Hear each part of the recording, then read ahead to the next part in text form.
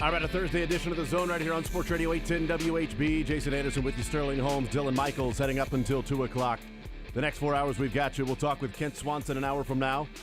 KC Sports Network, the Laboratory Podcast. We'll also hear from the Kansas City Chiefs today. Dave Tobe, Steve Spagnuolo, Matt Nagy, Chris Jones. We'll see whoever else is at the podium today. And we'll play some sports or leisure presented by Johnny's Tavern. That is in the 1 o'clock hour tonight. Right here on Sports Radio 810 WHB. Steelers Browns 7:15 Westwood 1 as Pittsburgh heading to Cleveland.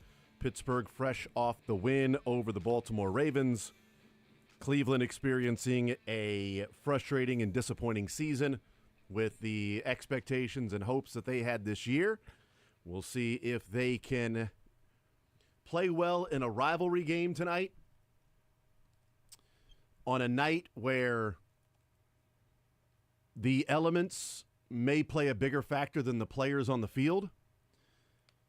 So take caution when placing your wagers and player props and lines because the expectation is heavy rain, freezing rain, snow, wind gusts, sleet throughout the game. Not before or after, but right in the middle of the game.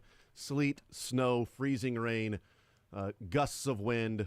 This is going to be a Nick Chubb, Najee Harris game, it feels like tonight. I'm glad we have Thursday Night Football because that means I'm not betting NBA anymore. There you go. Well, yeah, I'm not betting. Tonight may not be a night where I do anything with player props. I have no idea. When the elements are this tricky, it scares me because it's like, all right, I'm going to take the under on all these wide receivers. And then the weather doesn't happen the way that you thought. Yeah. And then all of a sudden George Pickens has 120 because he's got 8 receptions, not because the weather, it wasn't the sleet and freezing rain and snow and wind. And the defensive backs are falling down. Or that too. Yeah, that's right. Who's better at throwing a wet football? Is it Jameis or Russell Wilson, right? I mean, Jameis going to throw that thing no matter what, though. It doesn't matter. It doesn't matter. Absolutely. So that's tonight. It could be an aesthetically pleasing game with Browns and Steelers and those elements. That feels like football, right? That feels like late November, December football in Cleveland. The cold, the Arctic feel, Steelers, Browns, snow, freezing rain, sleet, high winds, running the football back and forth, physical game, pads pounding. It's the stereotypical when you say, the football. Oh, I like football. I watch football. I play football. It's all of Dylan's intro songs. Just yes, it's an autumn breeze. Jameis Winston throws to Jerry Jeudy. And now Westwood 1. Steelers and Browns brought to you by Bud Ice. Bud Ice. It's Bud, but it's iced. Remember when all brought beers? To you by Gillette. Fresh shave for a man. And now, Remember when all beer was Iron ice? Eagle. And all right, welcome in Westwood 1. I think that guy's like 5'2". He's a very small individual. He's the Ronnie James Dio of that, where it doesn't make sense. You're like, how does that voice come out of that guy? Brought to you by Barbasol. It's always like every other one, by the way, if you listen, every other one of them will be down here. And brought to you by Barbasol up here. And then the next one is down here. And the next one is up here. And then down here. That's just it's good musicality. You it's great. get crescendos, decrescendos. You got to get all that going. Get you ready for the game, man. You hear that voice, you know there's a game going on. You know there's a game. It's a Thursday night. It's a Sunday night. It's a Monday night. It's Monday night. Now, Kevin Harlan. All right, 913-912-4810 is the text line. That game goes on tonight. And there's also a little backdrop to that game, and that is T.J. Watt versus Myles Garrett. And I'm not saying it's Taylor Swift bad blood, but it seems like there might be some annoyance between the two with last year's Defensive Player of the Year. We'll get into that today as the show goes along. But again, Sports or Leisure, 1 o'clock. Chiefs press conference is about 11:45 or so. Kent Swanson an hour from now. We'll talk some Major League Baseball this hour as well with the Cy Young Award winner coming out last night. Still some rumors around the Royals as the winter meetings come up in a few weeks from today. The GMs and different baseball dignitaries getting ready for the hot stove and some of these trades that may be made and already laying the groundwork with some of the reports that were out earlier this week. So we'll get into that here in just a little bit. Let's start with the Kansas City Chiefs. They get ready for the Carolina Panthers this weekend in a game that I think the expectation from a lot of people is that this thing should be a blowout. In a game that I am not expecting a blowout, I am going into it wanting to be pleasantly surprised if this thing does end up being a laugher. It would be nice if it was, because it would be cool to get Carson Wentz on the field in the fourth quarter and other backups, because you've got a game on Friday against the Raiders at home on Black Friday. It'd be nice to not play 4 quarters of football that comes down to the last possession. Sure. On the road against Carolina. It'd be nice to have that happen. A game this year to do that. That would be ideal. Come out, blow the doors off like the Bears last year. It doesn't happen very often. It happens so rarely that we point to the game last year that it happened, the Bears. Boy, if they could just have a laugher, like the Bears last year. A laugher like when they played Chicago last year, but also like when the game where Taylor Swift was at. The first game that Taylor Swift showed up. All those games were laughers. Yeah, the game that deep dish pizza, the deep dish. That's the one. Yeah, with the bean.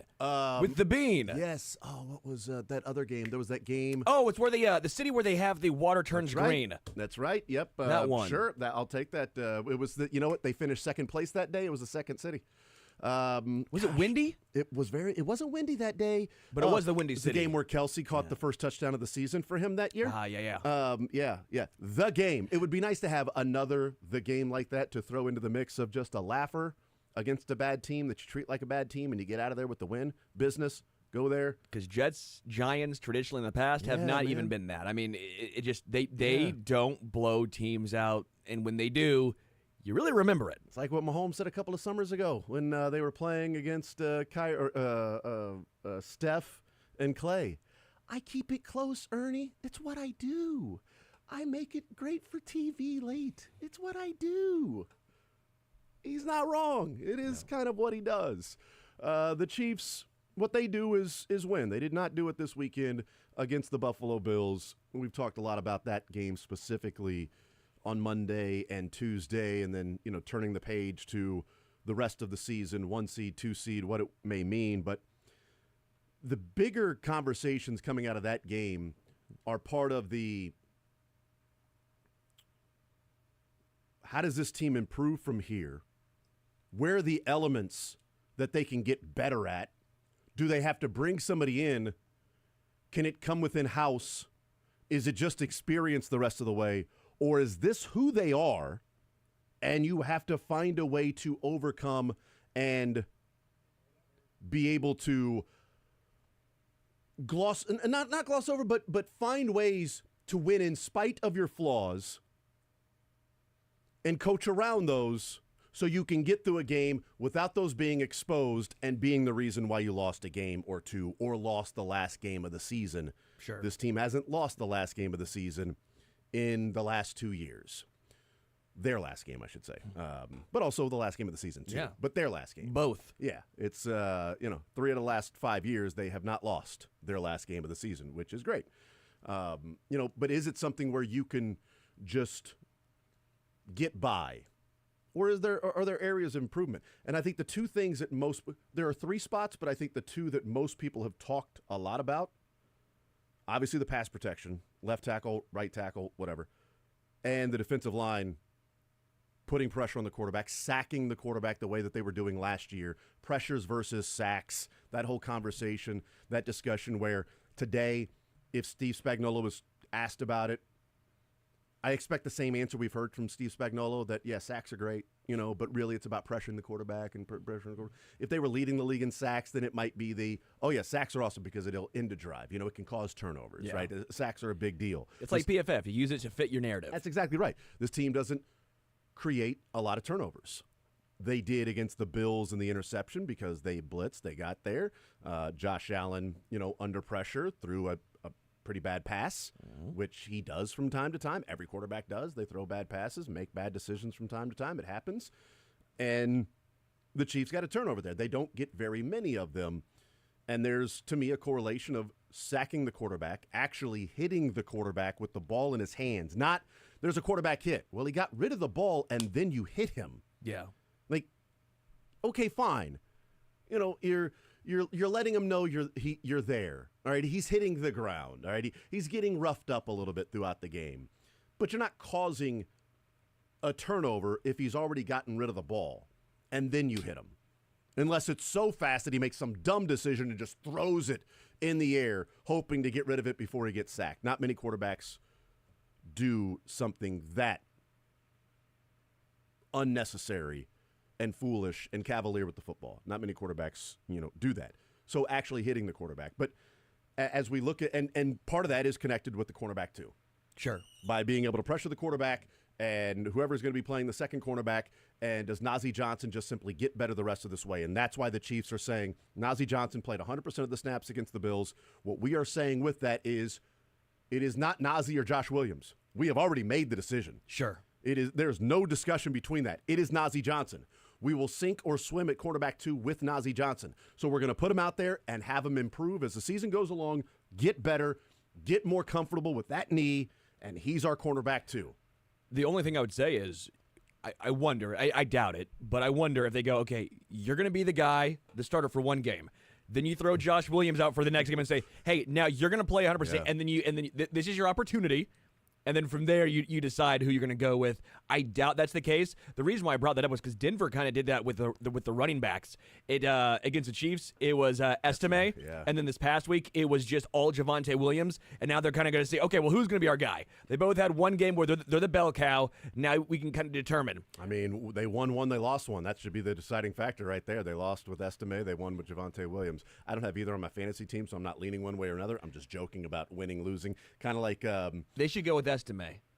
Is he on your fantasy team? He's on the bench, just in case. Interesting. Why did you know specifically they went Estime with the Chiefs and then they went all Javonte Williams this last week against the Falcons in a game that I was not watching or caring about? You're like, why do you know so much about this? No reason. But I wonder. Why do you know so much about Chuba Hubbard, Jason, and Jonathan Brooks, and if he's going to make his debut this weekend in the NFL, which he's going to make his debut this weekend in the NFL. But by the way, I think you're right. I think this is clearly a Najee Johnson is going to be the guy going forward. And they're going to try and get him up to speed, and at least because they did this too with the nickelback spot, not photograph, but actual nickelback. Look at this cornerback. Every time I do, it makes me laugh. They did Shamari Connor in this. Fortunately, that was good. They had Shamari Connor in the slot, and then they were like, let's try Christian Roland Wallace. So they threw Christian Roland Wallace out there a ton. Mm-hmm. And then they decided, you know what? No, we're still going to go back to Shamari. But they gave him a legitimate sample size to see. They've only done that with Joshua Williams this season. You think they did that with Josh Allen in the meeting? Just pointed to Najee Johnson and said, look at that cornerback. Every time you do, you throw the pass. Did they do that? Bryce Young maybe this weekend? I hope not. That would be rough for Najee Johnson. Your eyes get so red you can't even see over your offensive lineman's head. There you go. Fine. That's fine. I like the rhyme. He's a poet. So we'll see what happens this weekend. But with that, cornerback spot, let me ask you this way: what would then be more likely to improve if they, let's say, guys in house? Charles Omenihu counts as in house. Sure. Joshua Williams counts as in house. Kingsley counts as in-house. Ethan Driscoll counts as in-house. Joe Tooney, Caliendo count as in-house. Donovan Smith and Bakhtiari do not, obviously. Okay. What's more likely to improve? The pressuring and bringing the quarterback down and sacking the quarterback?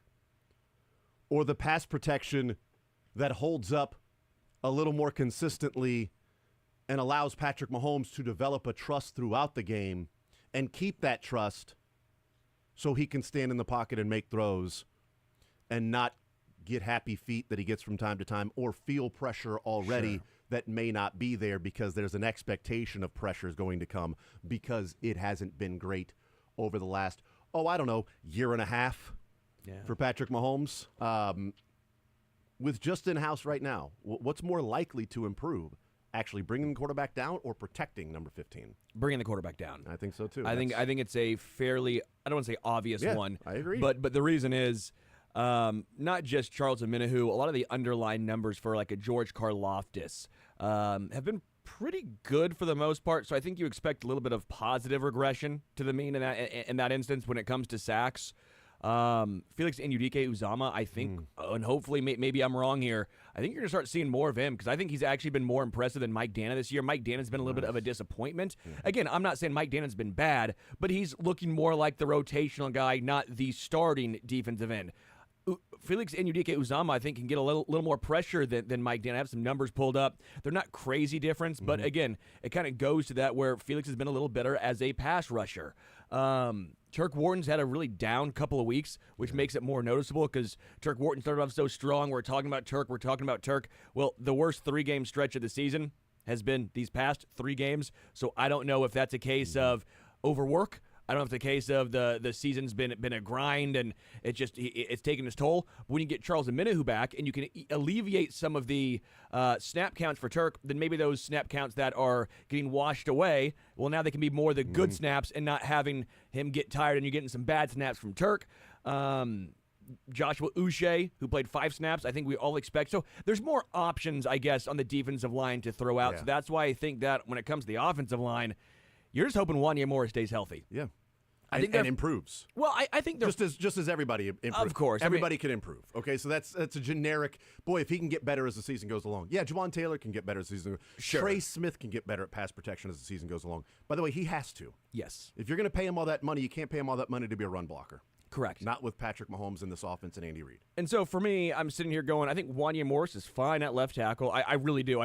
The numbers back it up. He has been just as good, if not better, than Donovan Smith was last year. But people think of Donovan Smith as the playoff run Donovan Smith. So people put him on this pedestal of greatness when in reality he was the guy everyone was complaining about last year. But the playoff run made it different.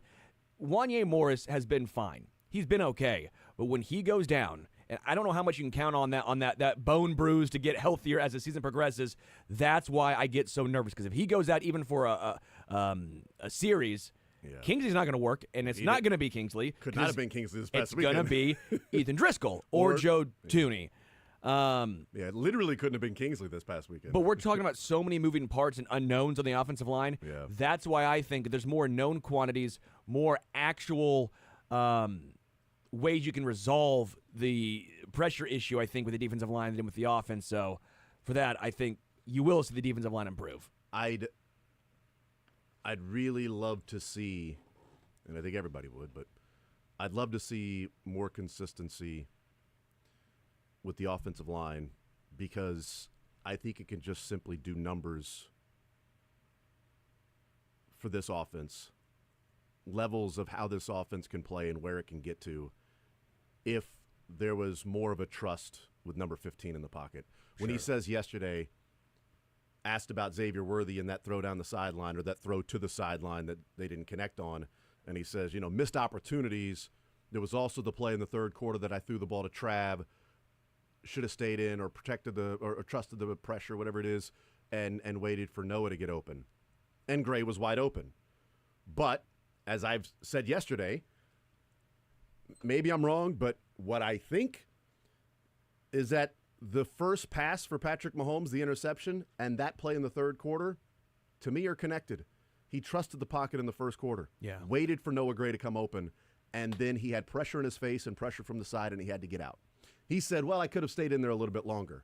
Well, then he's sacked. Okay, so he was, as he said, well, maybe if I don't run, maybe if I just step up in the pocket a little bit. Okay, then yeah, that's fine. But he still had to move off his spot. And there is some of that, which is why I think Wanya was getting some of the blame for Trey Smith because that was Trey Smith got walked back because he couldn't step up. Yeah, which you're traditionally taught to do in that situation. Wanya is doing a decent job moving him out. He needs to step up, but because Trey Smith is getting beat and getting walked back, he can't. Yeah. So then later on in the third quarter, he says, well, I should have held it longer, waited for Noah Gray. Yeah, but in the back of his mind, isn't he thinking, well, I had Travis Kelce on that first pass, and I passed it up waiting for Noah. I got to get rid of the ball here because I can't wait because I've already been pressured, and I got sacked, and I threw an interception. Take what's there. Let's keep moving the chains. Trav's not going to get tackled. He's going to catch the ball. It's one-on-one. He's not going to get tackled for a 2-yard gain. He'll pick up the first down at least. I think the issue was they didn't get it on the 3rd and 1. Exactly. That's 100%. more or less the issue. 100%. And that was one of the more frustrating drives of the game, including the interception. Yeah. That was one of the more frustrating drives because you got a 7-yard gain on first down. Yes. And 2 more plays and you're punting the football back to the Bills when your defense came out of half and got an immediate stop and got you the ball back trailing, and you could have gone down there, kicked a field goal, whatever. Those things, the pass protection could do wonders for this offense and Patrick Mahomes and how it could open up things if there was a little more time and a little more faith that's there. I don't know that's going to happen. That is going to require then Patrick Mahomes to just simply trust. I've got to go through my reads, my progression, and I got to trust that it's going to get taken care of. And if it's not, then I've got to actually feel the pressure when it's there and not assume the pressure is going to be there when it's not. That's a lot to put on a quarterback. Yeah. He's paid $500 million because he does these amazing things, but a lot of his amazing things aren't necessarily manipulating the pocket, sliding around in the pocket like a Brady would do or some other quarterbacks. That's not necessarily Mahomes' ultimate strong suit. He can do it. Sure. He's done it before. He slides to his left and makes a throw. He makes amazing throws. But ultimately, it's more, I feel the pressure. I'm getting out into space. Yes. Or I'm running and picking up the first down, not I'm just going to slide 3 feet to my left here, wait a little bit longer, then throw the football. Maybe he does that the rest of the way. But that's a lot to ask. And over the last year and a half, he's been asked to do a lot with overcoming the wide receivers and some of the protection issues that are going along with it. And it's not just like, to your point, Wanya Morris and Wanya Morris and Wanya Morris. If it was just Wanya Morris, I would understand that argument. Yes. But Trey Smith is not having a good pass blocking season. He's picking up penalties, and he's getting walked back at times. He's too damn big and strong to do that, and he's getting beat from time to time. Juwan Taylor got beat a number of times in that game. Like, if we watch that game and you watch it again, and you watch it specifically for what's going on the play, not just simply watching the way that we would watch a game live. Where's the ball? Peripherally, you're seeing some other things while watching and seeing where the pass. But ultimately, you're watching it. The next play happens, and then you move on. You're not going back and looking at it again as, some people may do, that we have access to all these things now, which is great. But then you start doing it that way this week, and you see the breakdowns by a number of people. Not many by Creed or Trey, Tooney. Not many breakdowns by Creed and Joe Tooney. No. But Wanya had some breakdowns. Trey Smith had some breakdowns. Juwan Taylor had some breakdowns. And when 3 of the 5 guys on your offensive line are mixing and matching as to who has a rough pass set that particular play, good luck with your offense. And good luck with your quarterback going, I should have done this. Or Patrick needs to do this and this and this. He does. But it would be nice if the other guys did their job too. They can't do a Tom Petty and have a breakdown. Right. Thank you. That's exactly right. Yes. And Patrick needs to have a little more George Michael in him and have some faith. That's exactly right. But back to Tom Petty, if they don't block, then this offense starts free-falling. Yeah, gotcha. But it'd be nice if the offensive line did their job too. So, Mahomes he's got to feel that there, and he's got to slide over. Yes, there's a lot on the quarterback's plate. It's why it's the most difficult position in all of sports. Football is an ultimate team game outside of one position, and the quarterback is the most important position in all of sports and what it means and what they can do and the leader and everything they have to know on offensively, and they need to know all the protections and the defenses and the wide receivers, where they're going and throwing it on time and moving around the pocket and feeling the pressure and all of that stuff. But it would be nice if for a game or two, the guys who are paid to block did it more consistently as a unit rather than, damn it, Wanya Morris got beat there. Juwan Taylor got beat there. This is the game. Oh, Trey Smith got beat there. This is the game. I told you. If there's anything, I care less about the score against the Panthers. I care how the offensive line looks against a very bad Carolina pass rush. Because I think we're all in agreement. The most likely improvement comes from the defensive line. Yes. Which then in turn could be the improvement coming in the secondary if one leads to the other. They work in tandem. But what happens with the offensive line if there is nobody in the cupboard anymore? Donovan Smith, Bakhtiari, Even if they come in, they haven't played football all year. Bakhtiari hasn't played football in a while, 13 games in 3 years, and hasn't played this year. We'll see. Let's take a time out. I want to come back and talk a little bit about pressures versus sacks, to the point that you were making, Sterling, about, what a Minahu can do, other guys getting in there. Karlaftis, Turk Wharton was having a great start to the season, has a rough few games. Could just be the course of the season. Sure. You have a great 4 or 5 games in a row, you're hot. Then you have a rough couple games, and you get back to being the guy that you were. We'll take a time out. I want to talk a little bit about the pressures versus sacks. I'm going to do a player comparison and have you guys choose which player you want, but I'm not going to tell you the name. You just have to choose a letter grade. Choose Blind date. Yeah, exactly right. Yes, it's exactly right. It's the dating game. What Yeah. other I don't know the hobbies? name of it. I just all remember, good. I'm sure there were like 15 back in the day There's where hundreds of them. behind the wall you choose which Yeah. one is the best. Yeah. Absolutely. I choose Dylan. I choose business ethics. More so next.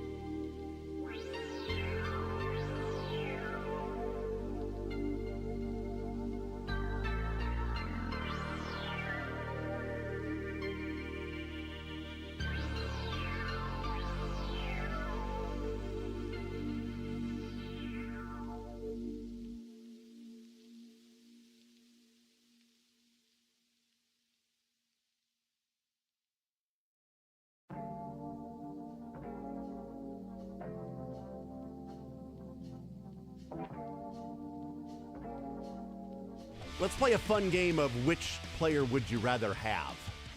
You guys want to play this game? I would love to play this game. Hey, everybody at home and driving and listening, you want to play this game? Would you like that? Would you like to play the game, huh? Yes, we would. Okay, great. Then gather around.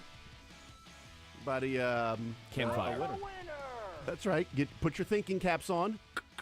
All right, thinking caps are on. They've been tightened. We're ready to go. Sit around in the circle time. We talk about pressures versus sacks, and we were doing that in the previous segment, just in terms of like a Minahu coming back, what's more likely to happen, the offensive line protect a little bit better, or the defensive line finally get to the quarterback, bring him down, not just say, hey, you got pressure on that particular play. That was cool, though. And we'll hear Spags today being asked about, bringing the quarterback down and the importance of said stat on sacks versus, well, that was really cool that you got close to the quarterback. So we're not playing horseshoes and hand grenades. We are not. No, close does not count in bringing the quarterback down. So here's the here's the fun little exercise we're going to do. I'm going to give you pressures and pass rush win rate for player A and player B. Ooh, okay. And you tell me which player you want. So player A has 38 pressures and a 21% win rate. Player B has 27 pressures and a 13.5% win rate. Well, that seems pretty obvious, Jason. 38 to 27, 21 to 13.5. Now, I'm no mathematician here, but it That's seems true. like player A is a lot more efficient than player B. You would think that, right? Would you rather have A or would you rather have B? And then you're going to But tell me wait, player. there's more. What if I offered you this? Now how much would you pay, Dylan? Player A or B? It's going to be like player A has 3 sacks, player B has 5 I have or no something. idea. I haven't looked at sacks. I'm just asking what you guys want, and then we'll move on to something completely different. Yeah, I guess I'll go player A. Player A for you guys? Okay. What other hobbies? Player A likes long walks on the beach, is a Sagittarius. Player B is not. So player A is a fellow by the name of Yaya Diaby. Okay. And we saw him against the Tampa Bay Buccaneers earlier this year. Yep. Yaya Diaby is 21% pass rush win rate. Pretty damn good. 38 pressures this year. Yeah. Compared to the guy that 27 pressures and a 13.5% win rate. Player B is TJ Watt. Wow. So would you rather have Yaya Diaby or TJ Watt? The difference is Yaya Diaby has 2 sacks, Watt has 8. So how important are pressures? Because is anybody talking about Yaya Diaby being a difference-making defensive player of the year stud that teams have to game plan for, or TJ Watt that has 11 fewer pressures and 7% less of a pass rush win rate, but has 6 more sacks? Because apparently there's something to when you get to the quarterback, you can actually bring them down as opposed to, ooh, you got so close.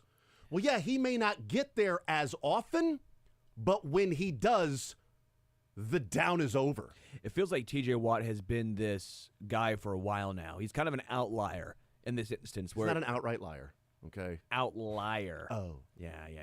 L-I-E-R? That happened. Outlier? I bring that up because that happened in a different life, taking a phone call, and I'm like, well, that's the outlier. He's like, the guy on the phone. I am not an outright liar. All right, we're just moving on. But anyway, go ahead. Because I feel How like dare you? He's a guy who this traditionally happens to, where he doesn't always have the best underlying numbers, but he brings the quarterback down. Yeah, Now- 19 and a half sacks last year. Now, sometimes guys have one-off years like this. Was it Vic Beasley, I think, had 1 year like this? And then you saw the underlying numbers were so unsustainable. But that year he did it, and he got a big contract. And I want to say it was a guy, I don't know if it was Matthew Judon 1 year, had the same thing happen. But he had a lot of sacks and but low, or high pressure. No, high it was win the rate. opposite. It was a lot of sacks, and the underlying numbers didn't support it, and then that was his best year by a wide margin. But Vic Beasley really stood out for that one. TJ Watt's kind of been the outlier in this situation, not an outright liar, but the outlier in the fact that he doesn't always get the most pressures, but he does translate that to a lot of sacks.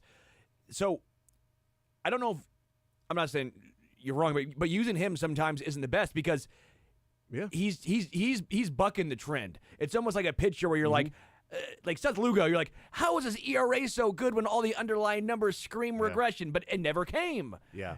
TJ Watt's been that but for years now, so he's But to the different point, level. right? I know, and it's sort of the point. And I'm glad you brought that up because it's sort of been his career. Yeah. But we know what TJ Watt brings, and you don't have to go, yeah, but look at his pressure percentage. Sure. Yeah, but look at his pass rush win rate. And why don't you have to focus on those things? Because you can go, hey, look at the sacks. Look at the 27.5 sacks he's had since the start of last season. Oh, look at the 8 forced fumbles that he's had. Look at the fumble recoveries. Ooh, look at the TFLs that TJ Watt's coming up with. Yeah, but he's only winning at 13.5%. This guy's winning at 21%. I'm going to take my chances with that guy. He's winning more often. Yeah, but why isn't he sacking the quarterback? Why isn't he bringing him down? And not getting to the quarterback means you're also not stripping the quarterback of the football. Sure. Because you're not getting there. But when you get there and you hit him, there's a chance the ball comes out, which TJ Watt has been able to do. It's why TJ Watt was so pissed about not winning Defensive Player of the Year last year. He had 19.5 sacks. He had more forced fumbles. Myles Garrett had 14 sacks. But Myles Garrett's underlying numbers were so much better than TJ Watt's, but the sacks weren't there, and so the analytics went to Myles Garrett. And TJ Watt tweets out something like, not surprising, been happening my whole career, or something like that. Sort of a shot at Myles Garrett of winning, or just a shot at the people voting as saying, like, yeah, I was the more deserving player. And I think both of them are absolutely stud Defensive Player of the Year both candidates. are incredible. They both now have a Defensive Player of the Year award in their career. What TJ you're saying is you wanted put two. Yaya Diaby and TJ Watt on the same team. You're right. Well, what I'm saying is, like, also, like, Yaya Diaby would have been a nice player to have for the Chiefs, who was drafted in the 3rd round a couple of years ago. Chiefs got FAU in the 1st. Yaya Diaby went in the 3rd round. Chiefs moved up in the 3rd round to get Wanya Morris. He went before Wanya Morris, so they would have to really move up. 2nd round, they took Rashee Rice. So I'm not saying get Yaya Diaby over Rashee Rice. Yeah. But you know what? It takes 2 to tango. So trading back isn't just trade back, and you get to trade back. But if there was a trade back available to pick up a pick or two, and you trade back from the 1st round, and even if somebody takes FAU, maybe you take Joey Porter Jr., and is this team better with Joey Porter Jr. on their team as opposed to Felix Anudike-Uzomah right now? But you didn't need Joey Porter Jr. because you had Snead and McDuffie and Williams and Watson and Nazi, and you were stacked at cornerback, baby. You didn't need a cornerback. You needed a defensive end. Whether he was the best player available or not, you needed that.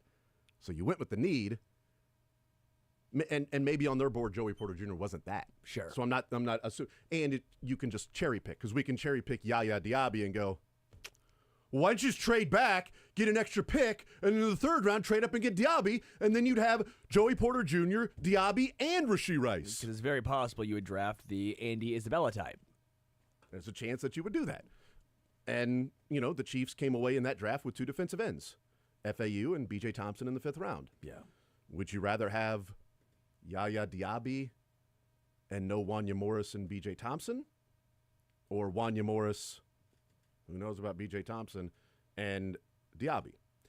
I don't know, because what if Diaby's doing the same thing with the Chiefs? And, well, he's getting pressure but not sacking the quarterback. Well, damn it, sack the quarterback, you know? The Chiefs have a lot of that right But they now. also didn't need to go and do that because they just signed a Minahu. Sure. So there are things that play into all of these decisions that it's easy to look back now and say, well, you should have done this, you should have done that, you should have done this, you should have done that. I'm very happy that they got Rashee Rice. And they might be very happy that they got Wanya Morris because right now, without they're Donovan thrilled. Smith, yes, and Kingsley, but of course Donovan Smith might be your left tackle right now if they didn't go and get Wanya Morris. But there are different, and again, it is cherry picking. I fully acknowledge that. It is cherry picking, but it's cherry picking for the sake of saying, even at that time, there were reasons and understandable explanations as to why a different move was made. But also to this point, one guy is winning at a higher clip and generating more pressures, and the other guy is way more dominant with some counting stats and not some rate stats. Rate stats are important. They matter. They can tell a story. Counting stats matter too, because Look at this wide receiver gained so much separation on his routes. He's got 100 yards receiving this year. This guy doesn't gain separation. He's got 750. I'll take the 750. I'll take the guy that's got all those yards. Yeah, but he doesn't create great separation. You know what? He creates separation between those two guys in yards receiving. TJ Watt's creating separation in him and other players that have higher pressure percentages, higher pass rush win rates. Now, not everybody can be Trey Hendrickson this year, who's leading the league in pressures and sacks. Yeah. Okay? His pressures are then resulting in sacks as well. That's the norm. He is a dominant That's player. the cheers, Yes, Norm. Exactly. Thank you. Hey, Norm, you can call me Trey. That's fine. He's Norm the Third. They call him Trey. All right, we'll take a timeout. We'll come back, continue rolling more zone next.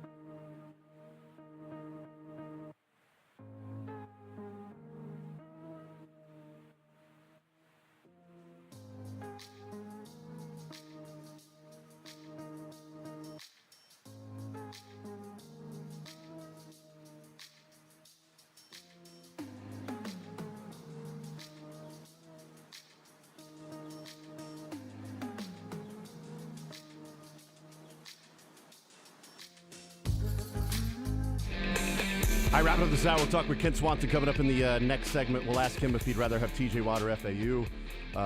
That's not the conversation we had, damn it. I'll figure out what we were just talking about. No, we'll talk with Kent Swanson about what he's seeing from this Chiefs team. This 9-1 Chiefs team, the still number one seed in the NFL Chiefs team. They don't have the bye over the Buffalo Bills. We'll see what the Steelers do tonight against the Cleveland Browns. They are in Cleveland. The weather expected to be nasty tonight. Does that benefit Cleveland? Does it benefit Pittsburgh? I don't know. But we'll find out. It's going to be a tough, physical, line of scrimmage game. Snow, wind, freezing rain, sleet, Jameis Winston.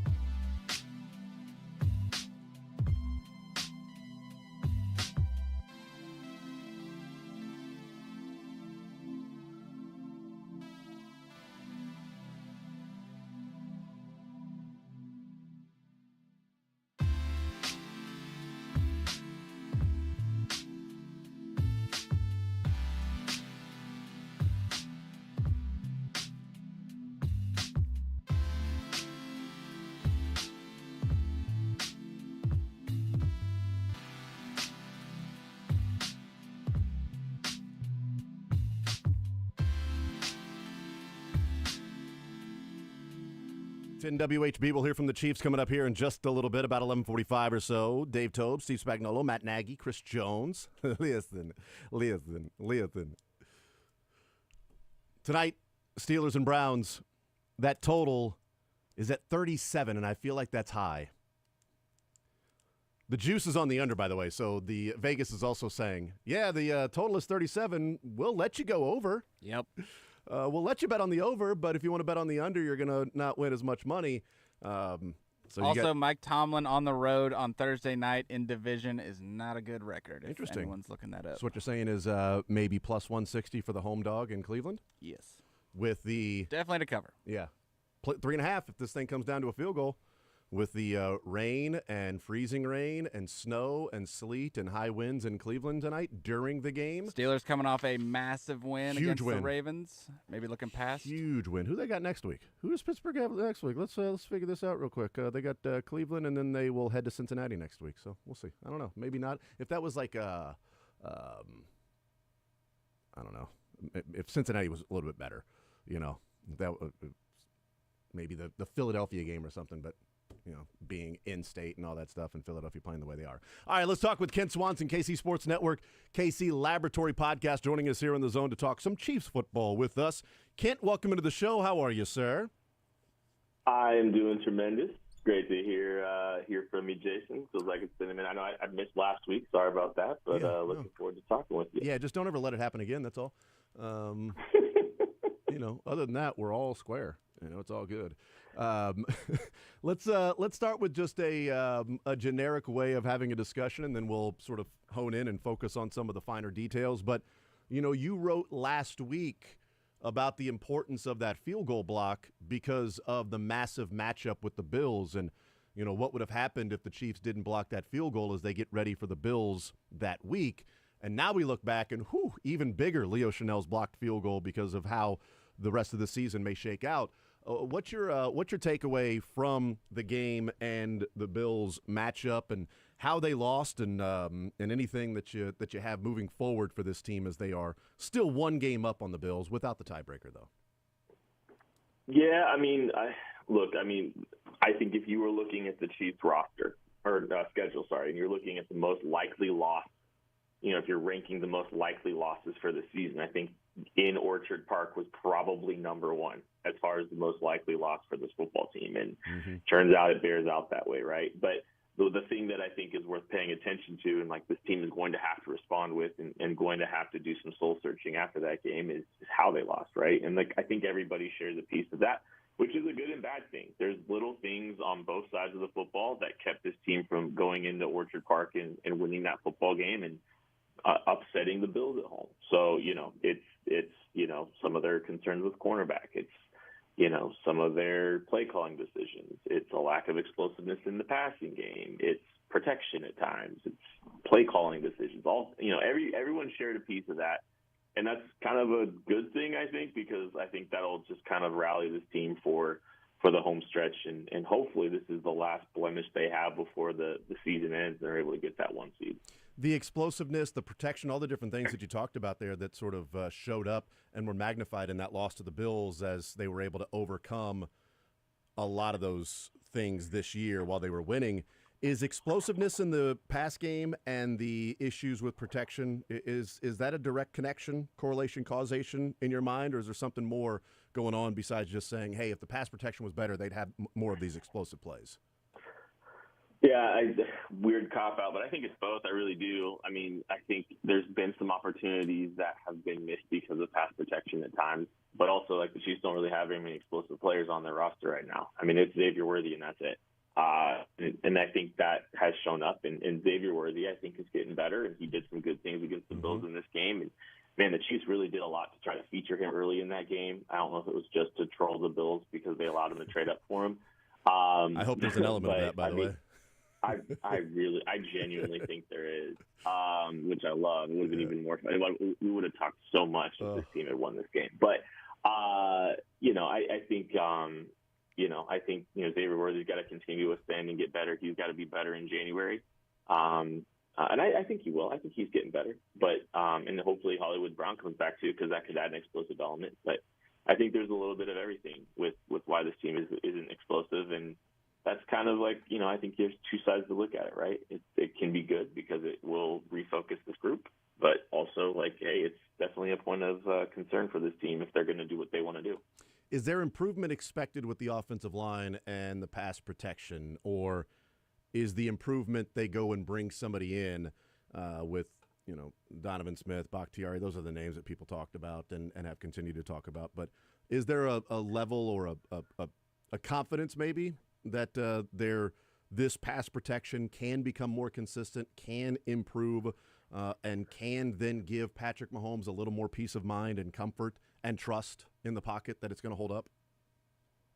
Yeah, and I think Patrick Mahomes has done a good job of giving that group a chance to work through things here too. So, like, I do appreciate that about how Mahomes has played over the last few years, or a few weeks. Sorry, but yeah, I think a big piece of this is it's all on the tackles. Frankly, I think the interiors played well, and I don't think it's that the tackles have been. I don't think Lonnie Morris has been terrible.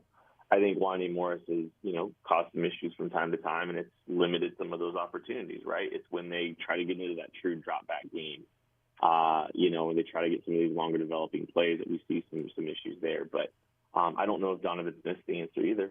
I don't know if Donovan Smith's, rising the tide enough to justify it, making that move. I wouldn't hate to see, Donovan Smith in town, on the roster, on the practice squad, especially since the team seems to have given Kingsley Suamataia a red shirt for the rest of this year. It seems like we'll see what that means, what that looks like, with him being inactive and Ethan Driscoll getting the call up. So, I don't know if there's like a needle mover out there right now, but hopefully the Chiefs just keep finding ways to give themselves some chances in some of these key moments with the deep passing game. Yeah, Donovan Smith being the answer, or as you said, you don't think Donovan Smith is the answer. Clearly the Chiefs don't either. I mean, they traded for DeAndre Hopkins. They traded for Joshua Uche. They were in on Marcus Lattimore until the price tag got a little too expensive. If they thought Donovan Smith was an answer at left tackle and he would improve and be better than Wanya Morris, he would be in Kansas City already. They wouldn't have to give anything up other than veteran minimum that's prorated the rest of the year. So even they don't think that he's the answer, or Bakhtiari, or something like that to this degree. They've looked at it in-house, outside help, and said this is the path moving forward. This is not an issue to where you'd have to trade for one of these guys. You don't have to trade for a left tackle like the Minnesota Vikings had to do. So I'm with you. I trust that they went out and got a wide receiver, a defensive end, and they tried to get a cornerback. If they thought somebody that was sitting at home, right, they went and got Kareem Hunt, because they needed some help at running back. If they thought Donovan Smith was better than Wanya Morris, he'd be in Kansas City right now. I agree, and I do like. I think there's kind of weird, right? Because there's a short and long-term play with this tackle situation, and it seems to me like the Chiefs were willing to sink or swim with some of their young guys and letting something come out of this, at the left tackle position, because for the long-term sake and roster construction of this team, they need someone to be capable over there on the left side. And I think they're working through with these two guys, with a Kingsley and well, maybe not as much now, but with Wanya, they want to ride with him because, hey, look, if he can play capable, this team can go achieve what they want to achieve and win a Super Bowl with Wanya Morris at left tackle. That probably means that they're going to be able to, allocate resources elsewhere in 2025. So, I think this is a team that's obviously trying to go all in and win.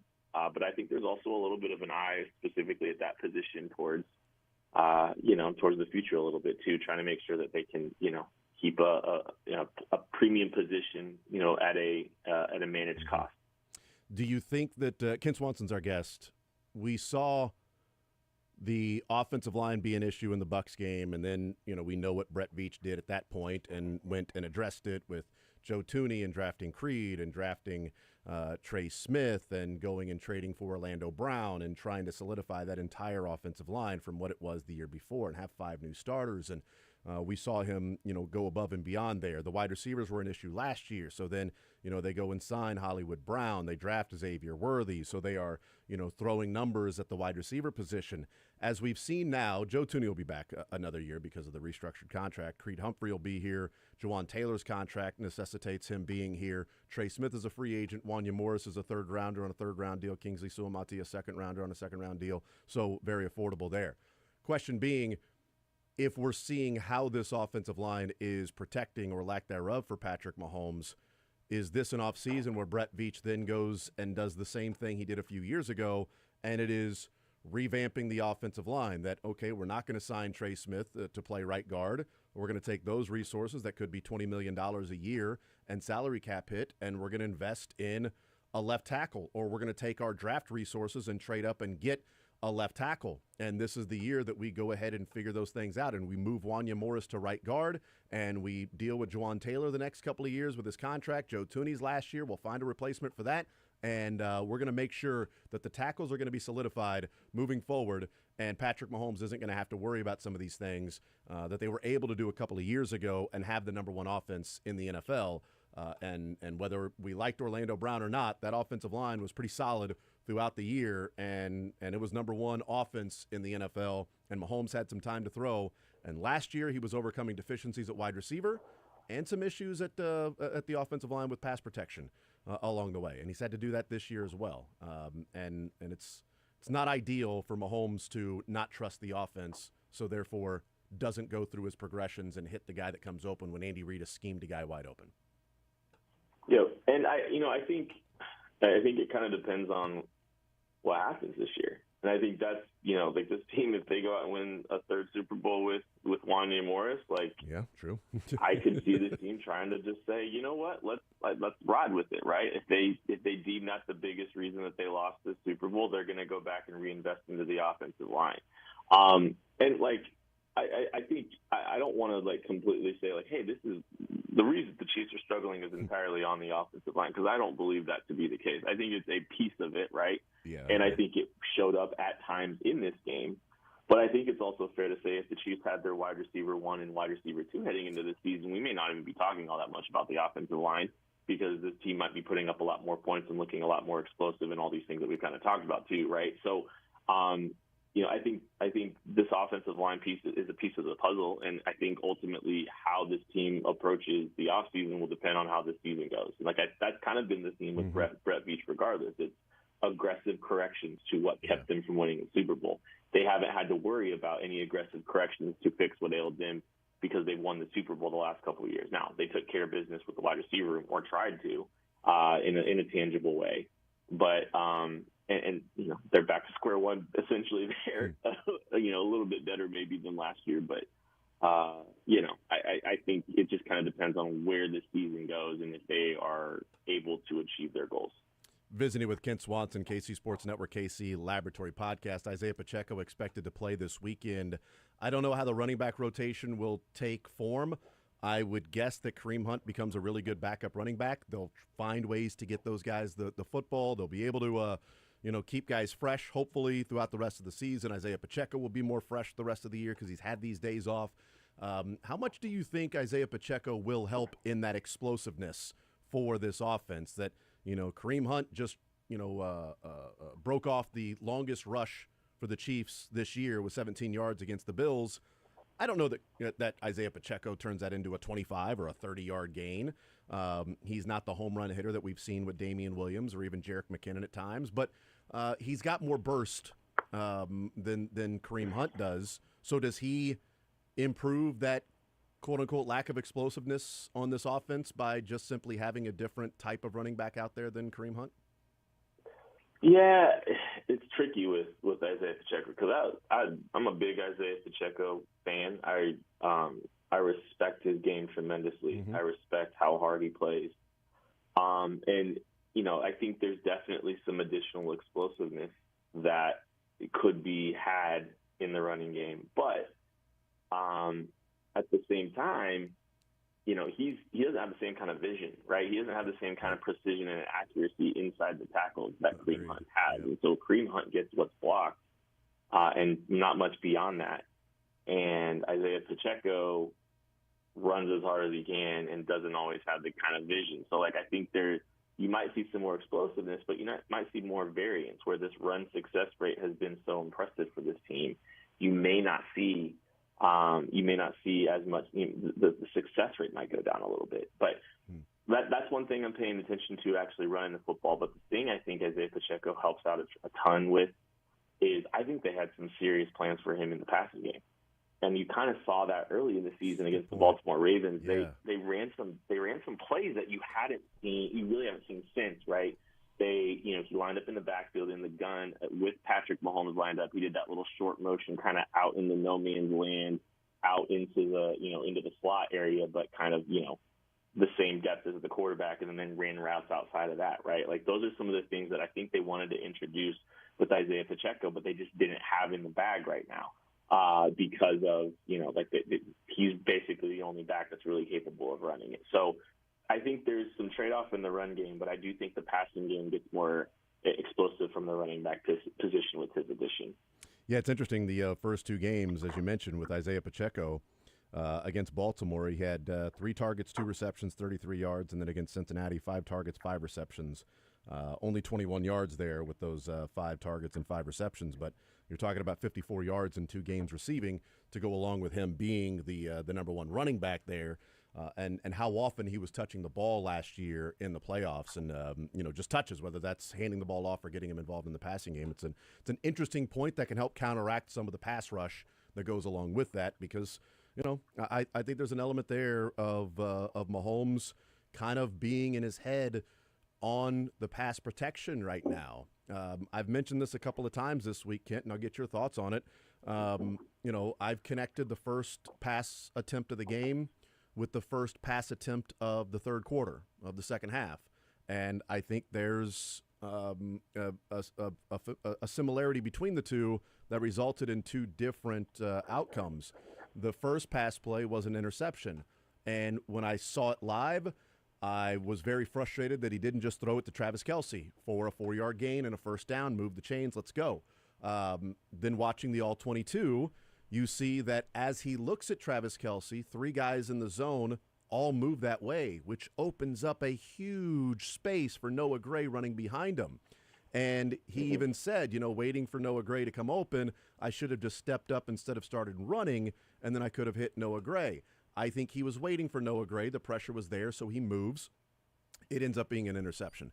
The first pass play of the third quarter, again, a 7-yard run. It was 2nd and 3. Very similar. Travis Kelce runs a quick little route, a little short of the sticks. Patrick Mahomes immediately throws it to Travis Kelce. And coming open, wide open in the next level was Noah Gray. And Patrick Mahomes says at the press conference yesterday, I should have waited for Noah Gray to come open. That's easy to say, except for in Patrick Mahomes' mind, the first throw, he did wait, and then he got pressured, and he got hit while he was throwing it. This time, take what's there. Kelsey's going to pick up the first down. I trust that this guy's not going to make the tackle on Travis Kelce to keep him short, and even if he does, it's 3rd and 1, we'll pick it up. We've been doing it all year. And unfortunately, it didn't work out that time. So I can't really blame Patrick Mahomes in that instance for, man, why didn't you hold it a little bit longer? The pressure wasn't really there. You could have easily just, all you would have done was just hit Trey Smith's, back would have hit you after you threw the ball. You weren't getting crushed. Like, why didn't you do that? And then the first play, why didn't you just throw it to Travis Kelce? Well, I think the second play happens because of the first play, and that's what happens when you start the game trusting the offensive line, and then slowly that erodes, and you go, I've got to take my first read. It's there. I can't wait for a next-level pass because I may not have time to get there. Yeah, and I think a lot of this takes time, and I know it's a weird, it's not like the funnest thing to say, but I do think that, especially with the kind of turnover that the Chiefs have had at the tackle position the last few years. And hey, look, they've won a lot of rings with a lot of, different guys at tackle, right? I think it's three different guys that have been left tackle for the Chiefs. Yep. Yeah. Fisher, Brown, Smith. Law offices. I think, the law offices of, Fisher, Brown, Smith. Short-lived That's every right. single, That's right. Well, that means they're going to win a Super Bowl this year because they have to have a different left tackle to win a Super Bowl. That's why they're not bringing Donovan Smith back. We Exactly. figured it out. They know. Yes. That is, those are some analytics I can get behind. The last time they played in a Super Bowl with the same left tackle that they won a Super Bowl with, or at least was on their team, they lost. So there you go. Is that even true? Because I think Fisher got hurt. He was on the team, though. So, he didn't play in that game, but he did play in the AFC Championship game. I'm just saying. But anyway. Who was the left tackle against the Tampa Bay? Who wasn't it Wiley? Who was or Rimmers? Didn't they move Rimmers to left tackle? And then, they moved Wiley around. All I know is you. All I know is you were the left tackle. You and me were playing guard that game. So probably we weren't guarding much. But I think actually Mahomes has done a lot better of trying to give the pocket a chance all season, and it's been better and better and better over time. And I think because he can't get all that kind of depth and kind of stuff, so he's trying to hang in there as long as he can. So. Does it breed some inconsistency? Sure. But I think it's a process. I think it's a learning process for him and for this group. And, they'll build that chemistry and they'll get that thing right. And, the good news is he does have a firm interior. So, I think, that helps a lot of the time.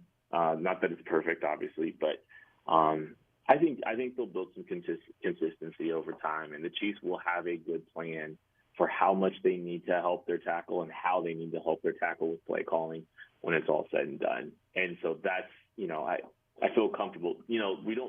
How many times did you talk about Donovan Smith in the playoff run last season?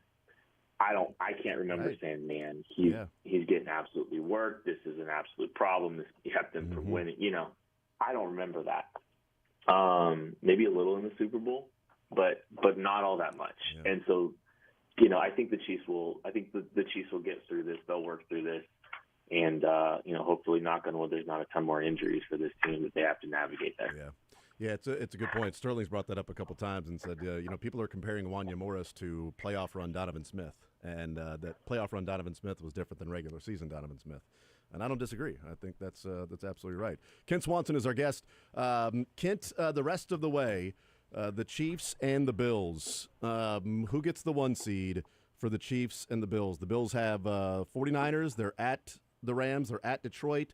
And then they finish up with a pretty nice way to finish. New England at home, the Jets at home, and then at New England the final 3 weeks. And the Chiefs, we know, end with Houston, Pittsburgh, and Denver in the last 3 weeks. So that's going to be a rough stretch. What do you think happens? Yeah, I think the Chiefs get the 1 seed. I do. I still believe that they're going to get the 1 seed. They really could have locked this thing up if they took care of the Bills. Yeah. But the pressure is going to be on for the next 7 weeks for them to take care of business, which may not entirely suck, to have some pressure there. But I think the Chiefs will take care of business. I think the Bills will drop a game or two the rest of the year. So I think the Chiefs will stay out ahead of them, and they'll take care of business and get the 1 seed still. Yeah, if the Chiefs can gain 1 game over the next 4 weeks, Carolina, Vegas, Chargers, and the Browns, while the Bills have an off week, and then if they lose one of San Francisco, L.A., or Detroit, then they would have a 1-game buffer that they could lose one of those Houston, Pittsburgh, or Denver games and still get the 1 seed. They just need to win the next 4 and have Buffalo lose one of the next 3. And that rough stretch with Houston, Pittsburgh, Denver, while Buffalo gets the Patriots, Jets, Patriots, may be a moot point. Last one, score in mind for the Panthers this weekend, Kent. Let's go. I think I predicted someone tweeted out the Chiefs were going to hang 40 on the Panthers this week, and I just don't see that. That's not how they bounce back. I said they'd win 19-3. I'll go like a 27-10 score, something like that. I do think they'll take care of business. I don't think it's going to be 40 and a jump, but it'll be a sizable win. They'll take care of business. It'll be nothing flashy. It'll just be really good execution on both sides of the football, and they'll move on. I'll take it right now. Kent Swanson, KC Sports Network, KC Laboratory Podcast. Kent, you're the man as always. Appreciate it, brother. Enjoy the football, and we won't talk next week, so happy Thanksgiving to you and yours, bud. Yeah, man. Happy Thanksgiving to all y'all. Absolutely. There's Kent Swanson, KC Sports Network, KC Laboratory Podcast. Great stuff from him, and a good piece last week that he wrote about that blocked field goal and how important it was because of the unknown of what was going to happen in that Bills game. Well, now we know, and that blocked field goal looms large. That may be the number 1 seed. That blocked field goal may end up being the 1 seed for the Chiefs. We'll see. We'll take a timeout. We'll come back, continue rolling. More Zone next.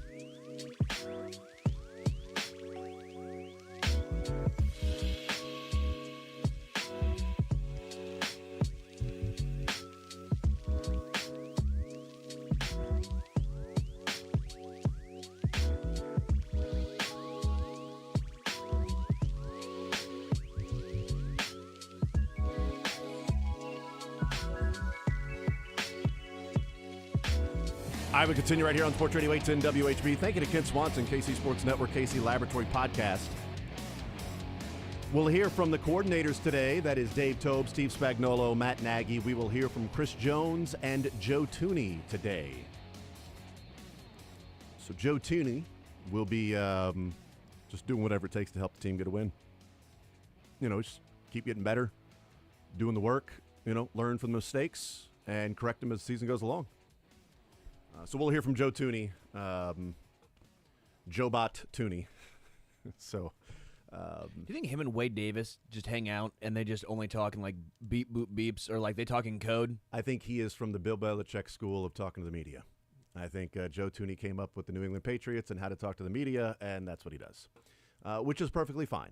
That's great. We'll hear from Chris Jones too, but maybe we'll get something from Joe Thuney today. Hopefully, that'd be awesome if we do.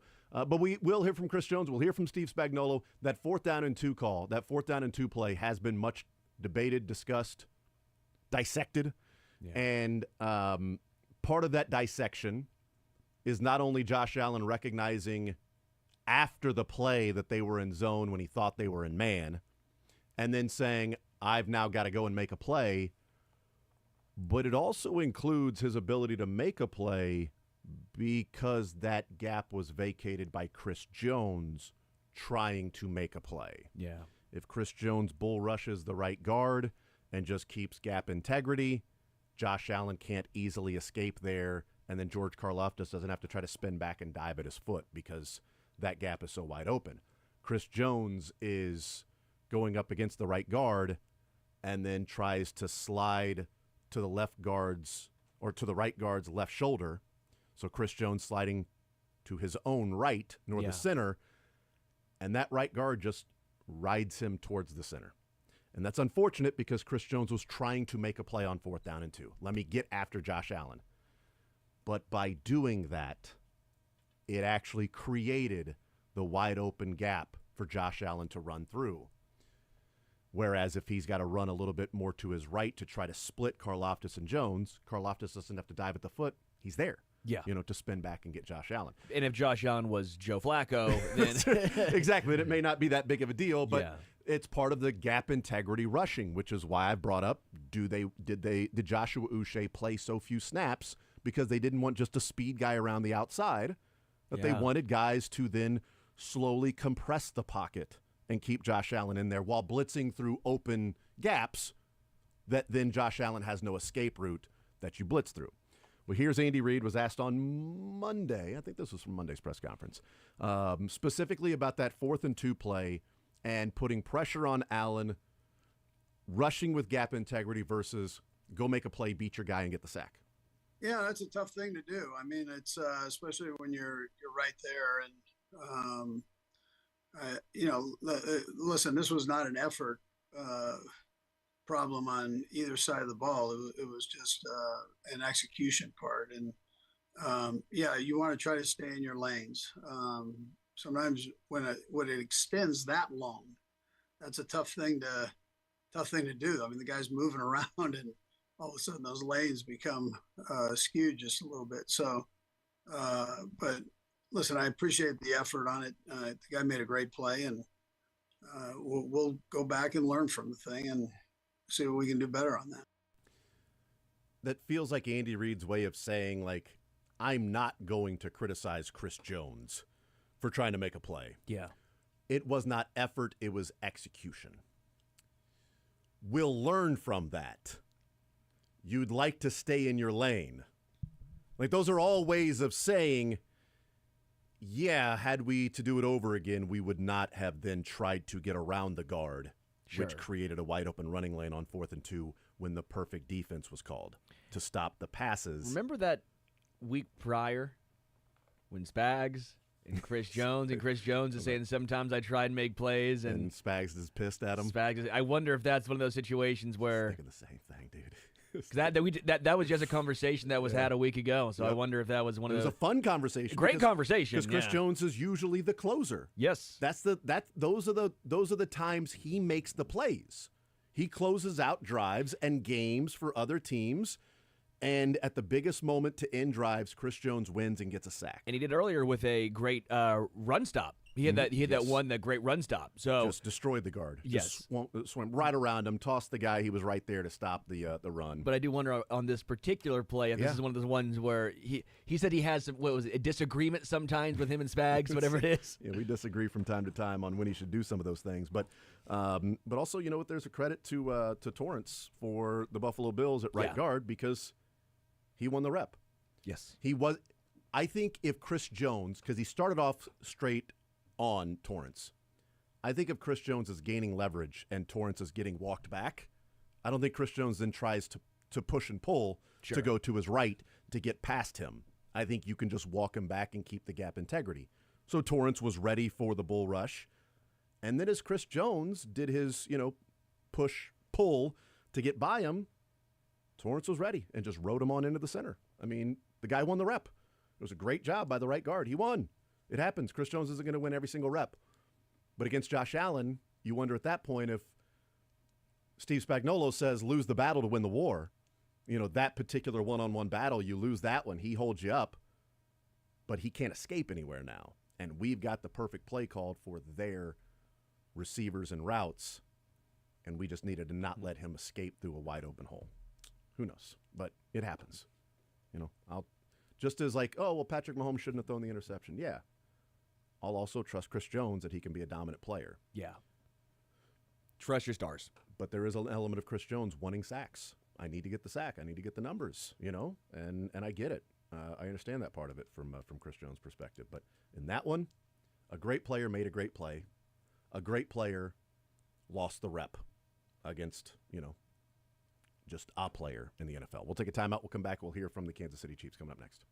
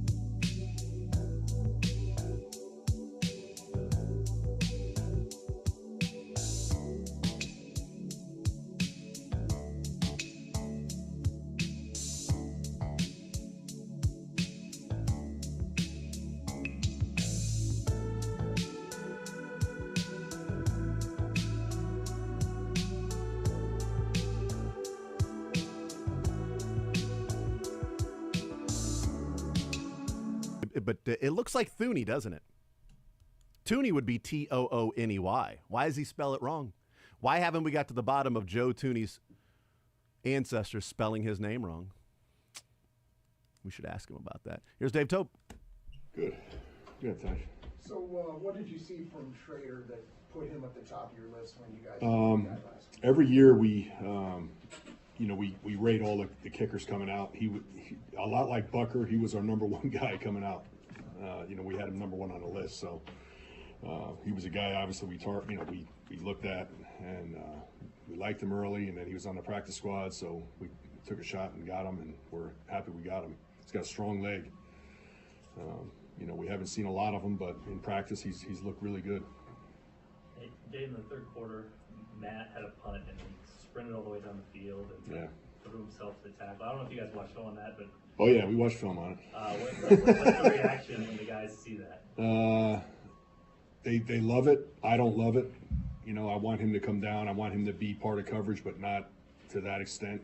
I want him to get down in there and and be a safety type guy, but not. That says a lot about his toughness and all that stuff. But we need him to make it through the season. He doesn't need to be down there being a missile like that.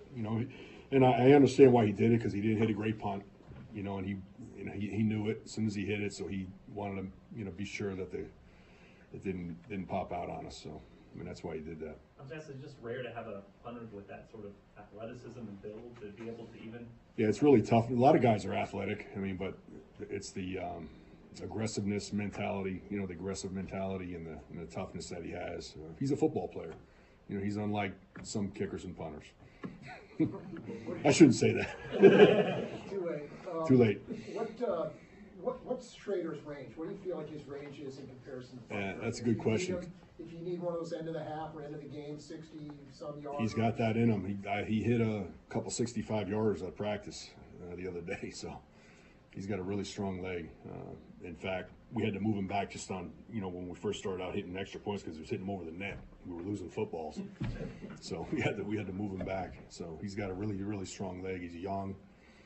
He's excited to be here, and he loves the operation and everything that we got going. So when you're breaking down college film for someone like him, what are the specific things that you saw that you liked? Well, we had the combine, and we invited a whole bunch of kickers from all over. It was really big. It was a showcase. We had a lot more kickers there, and he came out as the best guy at the combine. So you're looking at consistency of his technique, the rotation of the ball, the leg strength, and then we have a kick competition where you start off short and you move the ball back. He did the best out of everybody, so it was clear cut that he was the better guy. Ever since camp began, there had been talk of Xavier doing punts. I know things changed quickly with Rice and Brown, but has there been more thought to potentially him doing? Yeah, he's a guy that we know is very dangerous back there. We're going to continue to work, with McCole. Being our number one guy, but he's a guy that we know we can go to. There's a lot of different levels, of what we have, so and we have a lot more football left. We got, the way we look at it, we have 10 more games left, so that's a lot. You haven't had McCole back on kickoffs lately. Not as much, not as much. Why? Just he's playing a little bit more. He's playing a little bit more, but for no specific reason. Just I think. The north and south return running back style type guys, they fit us with what we do a little bit more. And then they didn't even kick to us last week. They kicked touchbacks. So, if we have a team that's kicking to us, on a regular basis, maybe we put McCole back there. Yeah, Holmes, yeah. Put McCole back there. So. What do the Panthers do? They mix it up. They're like 55%. Kickoff to you, so we think they might try to kick to us. Dave, when you kind of look at the past 10 years with kickers, what has it been that it seems like somebody have better range to get to that 55, 60 plus than even the Cowboys kicker the other night? Yeah, the guys are so much. We had this conversation before. The guys are, they're powerful. The leg strength is really off the charts. So it's not unusual. The guys have to be able to kick a 50-yarder now. To be considered an NFL kicker. And then it comes down to accuracy after that. Obviously, consistently, with the pressure and weather and wind, and all those things come into play. Couple more. Dave, I remember once Dick Vermeil said, "Hey, every yard matters." Oh yeah. Someone was questioning whether or not you should get. He said, "Every yard matters. I can show you the numbers for it." Do you agree with that? Or Yeah, very much so. I mean, the last 2 games, for us, winning field position that's the number one thing that we try to do. The last 2 games, we haven't won the field position battle. So that's something that, obviously we're striving to get on the right track. Well, I mean distance on a field goal. Oh, distance on a field goal. Oh, every yard matters here. There's no question. There's a difference between 48 and 49. They're not all the same. Like every yard you got closer, the accuracy improves. Yeah. A yard, it's not going to change much, but, 5-yard penalty. If you had a penalty, obviously that's going to be important. You want to try to get as much yardage as you can on offense to try to set up your field goal unit, at the end of the game too. So, every yard does matter in that. I'm assuming your analytics department, you're like, hey, our guy's from here to here, he's this percentage, that, all that information is there and on the table for you. And yeah, I'll give Andy. It's really simpler than that. I just tell him this is our range. This is in an in-game situation. This is where we need to get the ball. During the regular game. Then at the end of the half, we'll move it out. Obviously to try a long one. We will do that. So we give them those ranges, but it's not. The percentages. They don't tell us that we need to go for a field goal here. We don't hear that from. It's basically Andy and I on the field. Yeah. Thanks, Coach. All right. Thanks, everybody. All right, there's Dave Tobe. Interesting stuff about Spencer Schrader. Said that he was the number 1 kicker coming out of college. Same thing with Harrison Butker, that they had him rated as the number 1 kicker coming out of college. And they liked him early, took a shot and got him from the practice squad. And then also at the kicking combine said that Spencer Schrader came out as the best guy. The spin of the ball, leg strength, and then they had the kicker competition where you made a field goal, move back, had to make the field goal move back, sort of like a field goal knockout, I guess. To a degree. That's cool. And he won that as well. Huh. So the furthest back while not missing a kick. That makes way more sense now when they went with him, when I think a lot of folks were confused by the lack of success in college. It also shows the difference in organizations that he was with the Jets and they didn't activate him as their full-time kicker. They kept going practice squad back, and Andres Carlson, who's been on different teams, and the Chiefs were like, oh, thank God we got this guy. This is the guy that was our number 1 kicker, and if we didn't have Butker, this would be our kicker. The Jets are like, oh, gee, I don't know. Does Rodgers like him? Here's Specnall. A little longer. Everybody will go in and talk to the players, right? By weight or? It's a light, good-looking crew. How about if I say that? All right, a little uncharted waters for this year. A little disappointed in last week, but listen, we put it all to bed and flushed it away, and now on to another good football team. They don't get any easier, and I know what the record says, but quarterback's playing really good, and running back's a good player. I think these young guys on the outside are getting a lot of confidence, so that's what we're getting prepared for. With that, I'll open it up. When you see Nas Eden is targeted as much as he was by a good quarterback like Josh, what's the concern level for you and Dave to? Well, I'll tell you what. There were 2 specifically that were as perfectly thrown balls as you could have, and quite frankly, on the first one, I thought we could have done a better job at disguising what we were doing. It might have helped NJ out. He was right there. One-handed catch. I mean, I don't know how you defend that. I mean, I do one of those, we line up and play defense again. The other one, we could have been a little bit tighter, and it was another great throw.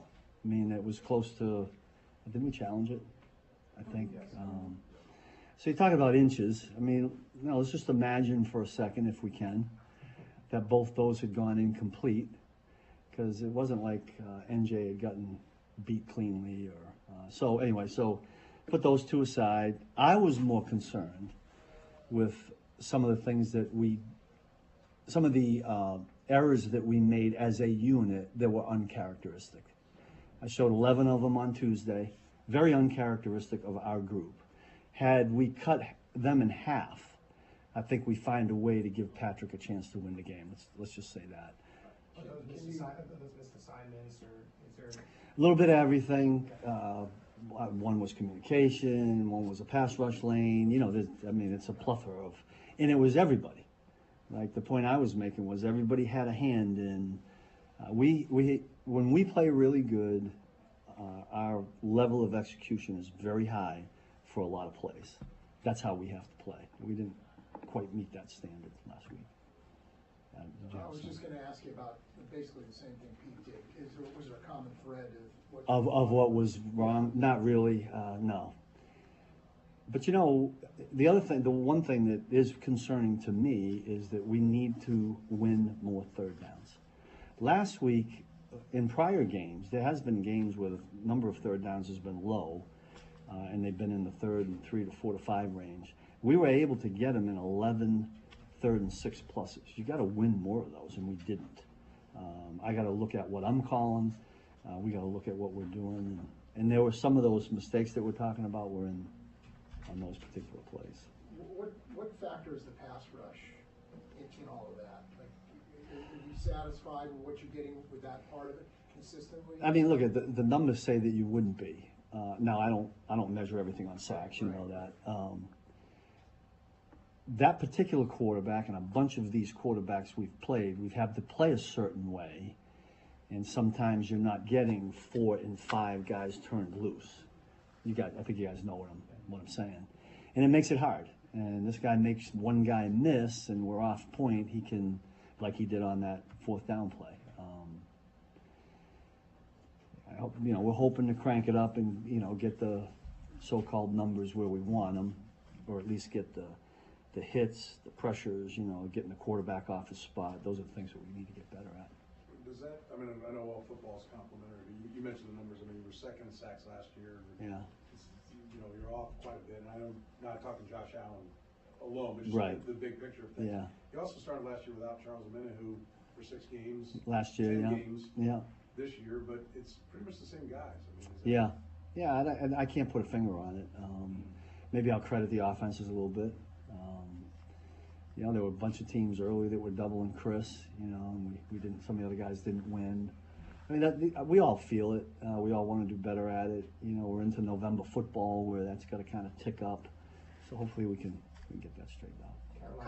Carolina these last 2 weeks has turned it on, so to speak. What have you seen maybe that has led to some of that? Yeah, listen. They're playing confident. Listen, it can be a scary bunch when you've got a bunch of young guys that got a lot of confidence. They're coming off a bye week. I'm sure Andy's talked about all of that. We're in tune to it. Our eyes are open. Nobody's overlooking this particular unit that we're going against. All we handle is the defense, right?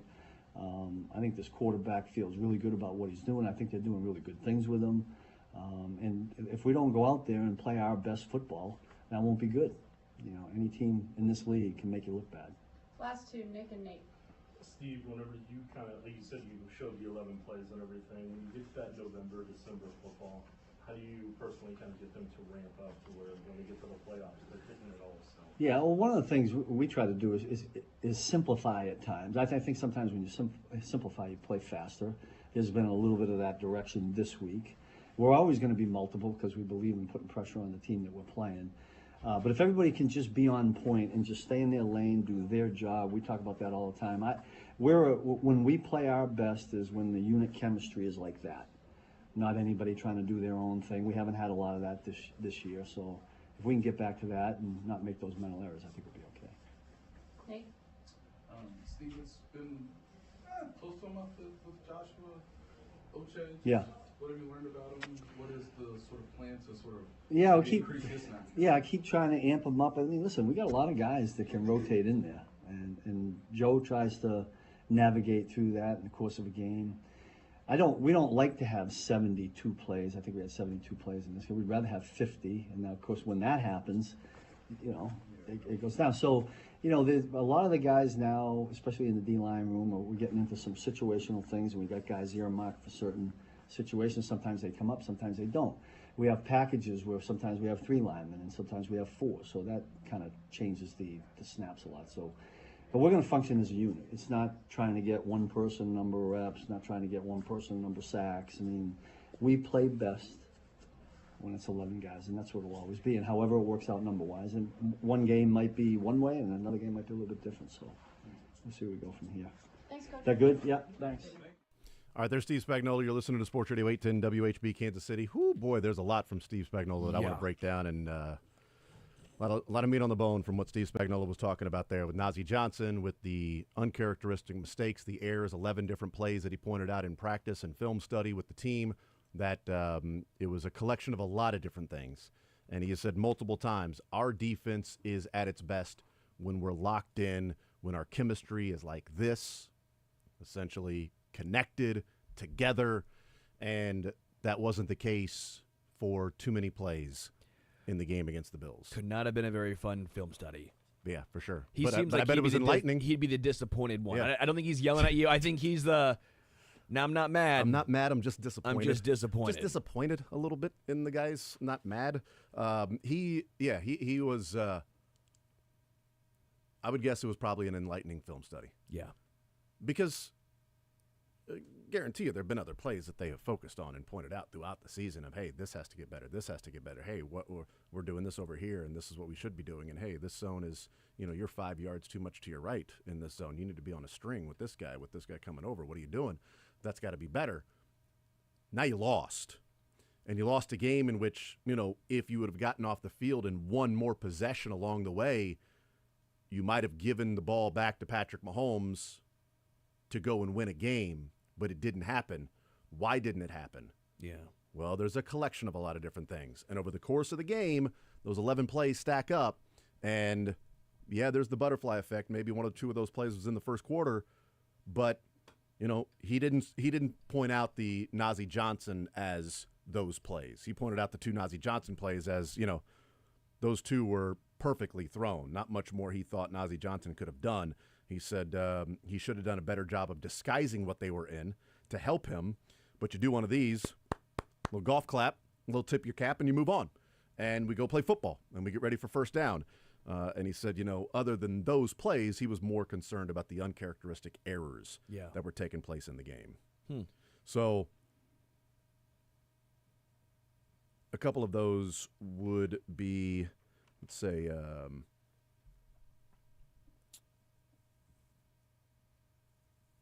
trying to find what he was saying when he talks about a certain way. He said there was a lot of different things. One of them was, here it is. There were a lot of different things. Some of it was communication.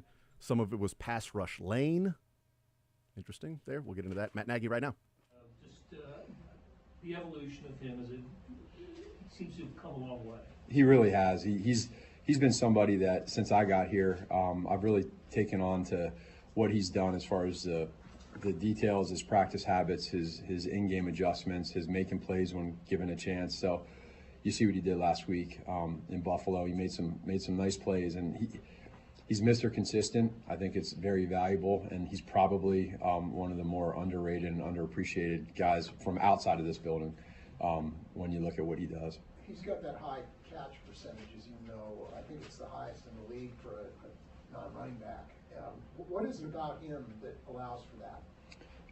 Probably the biggest thing that I see is he transfers what he does in practice to the game. And if you look at it, from the practice standpoint, every single rep that he gets, he makes count. And sometimes I think what's even more special about that part of it is he may not be 1 or 2 in the progression. He might be 3 in the progression. And when you get back to 3 in the progression, he's always going to be there doing the right thing. Usually you get that with 1 and 2, and sometimes in 3, it might be a quote-unquote take a playoff type deal. I'm saying more in practice. Always there, always in that spot, and then he just takes that to the game. On a week-by-week basis, what are the positive signs that you're seeing on protection, and then how Patrick is sort of adjusting to what he sees in each play? So protection-wise, I always start off with the communication part. Are we getting the communication product down in game? And so you go on the road. Last week in Buffalo, it's loud. It's always going to be that way on the road. I think our communication's been pretty good for the most part. Then you gotta make the plays. You got to do the physical part. So whether it's matching your drop up with the type of protection call that it is, matching your set up. If it's a play action play, are we making it look play action, or are we just dropping? Are we getting a good fake in the backfield with the back, or are we just dropping? All that kind of ties together. I think we're definitely improving in that area, but we just feel like, and then are we calling the right plays at the right time too? I mean, it's in unison, all 3 phases, but we're certainly growing. We have a lot of confidence in those guys, but you got to be able to make sure that protection, the apex point of the back of the drop, matches the tackles, and then inside the B gaps with those guards. It's got to all be in unison. You get the sense Patrick is comfortable with what he has? I do, yeah. And there's times where there's a lot of times when you drop back and we get in practice and it's on time and in rhythm. And we practice a lot of that. And we still always practice off to the side, working your feet and making sure that you're working different angles and movements and stuff. Then you get in the game, it's always so different. It's hard to replicate that. So it's never perfect. It's never easy. And I think that's what Pat has really grown with over his career is being able to use his feet to find different levels to throw the football. Man, you guys have said before that, the 15-play script is obviously a very valid thing. You guys are trying to obviously be successful but gain information.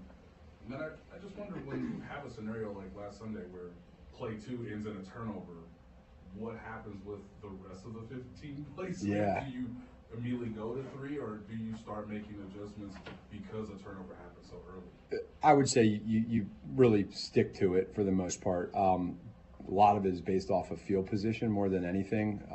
That play happened. It's more about us recovering from that play. Okay, why did it happen? Let's check the tablet. Let's look at why it happened. Let's reset. Let's go back out. And if it's a play that we like, based off of where we're at that early in the game, it usually is, unless the field position is different. Adam and then Nick. Matt, I don't know if Pacheco's going to play Sunday or not, but whenever he comes back, whether it's this week or next week, how do you see that working with him and Kareem now? Yeah, it's a good problem. I don't see it as a problem. I use that word, but it's for him to be able to get back into the mix. I always start off with number one, who he is as a football player, what he does for our offense is great stuff. I mean, he's growing as a young kid, as a young football player in this offense. But then you also take his personality, his demeanor, his fire, his energy. You throw that into the mix with Kareem and the other guys. It does nothing but help you. So whenever whenever that is, whether it's this week or next week, he just brings positivity, and I'm just happy for him to be able to get back. Matt, with that final touchdown drive, knowing everything, how do you guys approach building on that for this week and the weeks ahead? Just remember that feeling and that mindset. There was a little bit of it, like you say, that final drive, that sense of urgency of, hey, we're down 9 points, just 2 scores, we got to go.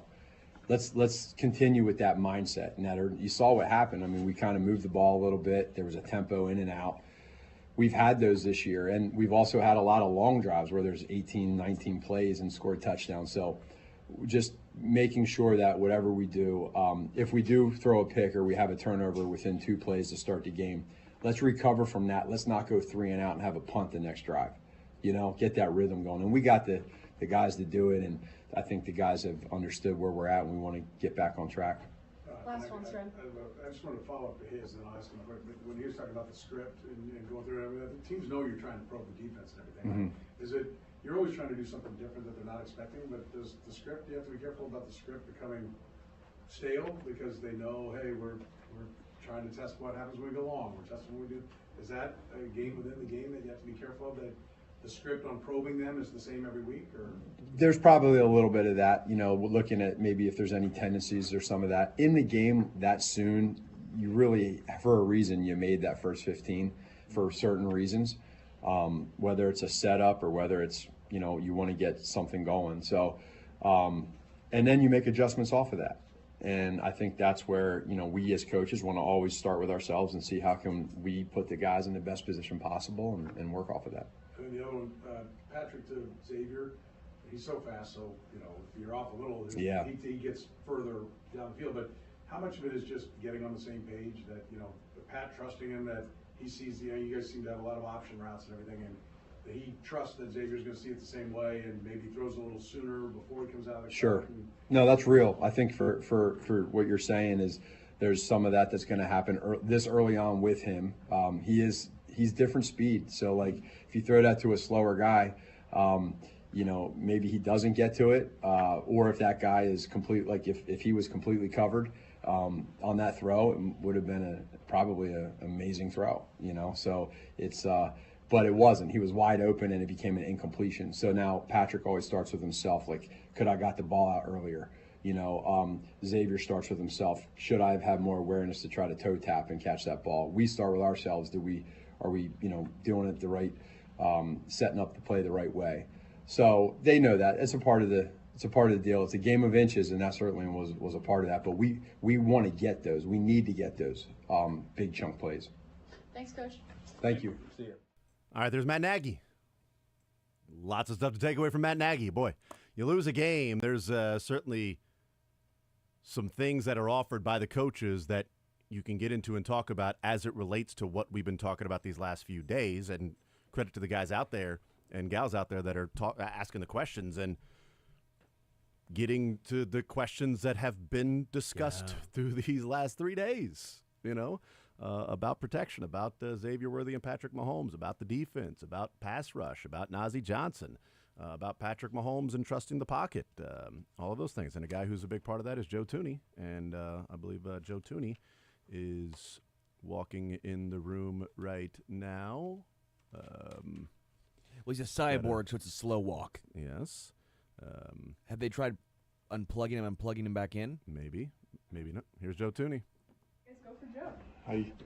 A little sweaty. Obviously, the next one is since they made the switch. In what ways, deeply, have you seen him grow as the years come on? Yeah, he's always in his playbook. He's he's done a great job just day after day, week after week. Learning the details and getting physically and everything, and he's just continually improving, and that's what we're all trying to do. It's a long season, and just trying to day by day, week by week, keep getting better, and that's I think what we're all trying to do. How difficult was it to communicate in Buffalo with the crowd, and I'm wondering if opponents have that kind of problem in Kansas City? Yeah, it was loud, hostile environment. So you really got to be in tune with each other, kind of know what calls you can be made, so you kind of can see what's coming. And but yeah, Arrowhead's an amazing place to play, and I think it gives us a great the fans give us a great advantage, and so yeah, it's always special playing at home. To Blair's point, in a setting like that, how important does nonverbal communication become with you guys? Yeah, I think just when you play next to guys for a while, you kind of can understand and see what's happening on the field and what communication, verbal or nonverbal, like you said, is happening, and just trying to execute the play that's called and to the best of our ability. Yeah. You don't lose much any year, right? And you really haven't your whole career. It's been a long time, going all the way back to last year. Was it kind of a foreign feeling? What was your reaction, feeling it for the first time in a long time? Yeah, it's a really hard league. The amount of close games is, ridiculous. Every seems every week is, they're just, it's the league is just so competitive, and but it happens, and I think that's just the main thing is learning from it. Going back to the film and trying to improve and get better, and then focusing, on your next opponent. So it's part of it, and it's never fun, but just try and learn something from it, make it not totally horrible. This is something we've done before, but how comfortable in an emergency situation are you at kicking out left, and how seamlessly you feel like you can do that? Yeah, whatever the team needs, whatever required, it doesn't bother me. It's not like I'm, I just, rely on past reps or training and stuff, but just, whatever's needed by the team, I'm happy to do, and just, yeah. What are the biggest differences? You played tackle before in college. What are the biggest differences, tackle and guard, and what changes, whether you're going either direction? Yeah, I think, there's a lot more space, out on the edge, the tackle, and the type of players you're blocking are different than the interior. So just kind of different, just got to get comfortable out there. And, but it's just, you're still playing offensive line, so you still got to go back to the fundamentals. But, yeah. Anything else? All right. Thank you very much, guys. Thank you. All right, there's Joe Thuney, and we'll hear from Chris Jones in a little bit. It's a good question about kicking out the left tackle. What would be the difference, or how comfortable he is in kicking out to the left tackle and saying whatever the team needs, whatever's required, I'm happy to do it. A robot would say that, though. He's been programmed very well through the Bill Belichick school of dealing with the I'm media. just going to be nervous if he starts getting emotions. Then that's when I think we really don't need emotions from him. We need him to just simply be Joe Thuney, okay? Yeah. Do what is required for that particular play get back to huddle, do play again, get back to huddle, do play again, power down after the game is over. Yeah. Put on human skin, put on civilian human skin, and then go about your life.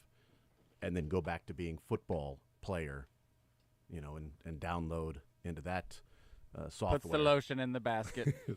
you upload that software and load in the football player, and then when you leave, that was a great book, by the way. Oh, I bet it was. Of course. No, the movie was outstanding. And you leave the facility and you put in the software of being a normal human at that point. So there you go, Joe Thuney. Should we take a timeout while we wait on Chris Jones? It may be a little bit for Chris. So let's take a quick timeout, and we will hear from Chris Jones coming up on the other side of the break, and tons of stuff to get into with Steve Spagnuolo and Matt Nagy and what they had to say. A lot of meat on the bone there. We'll take a timeout. More Zone next.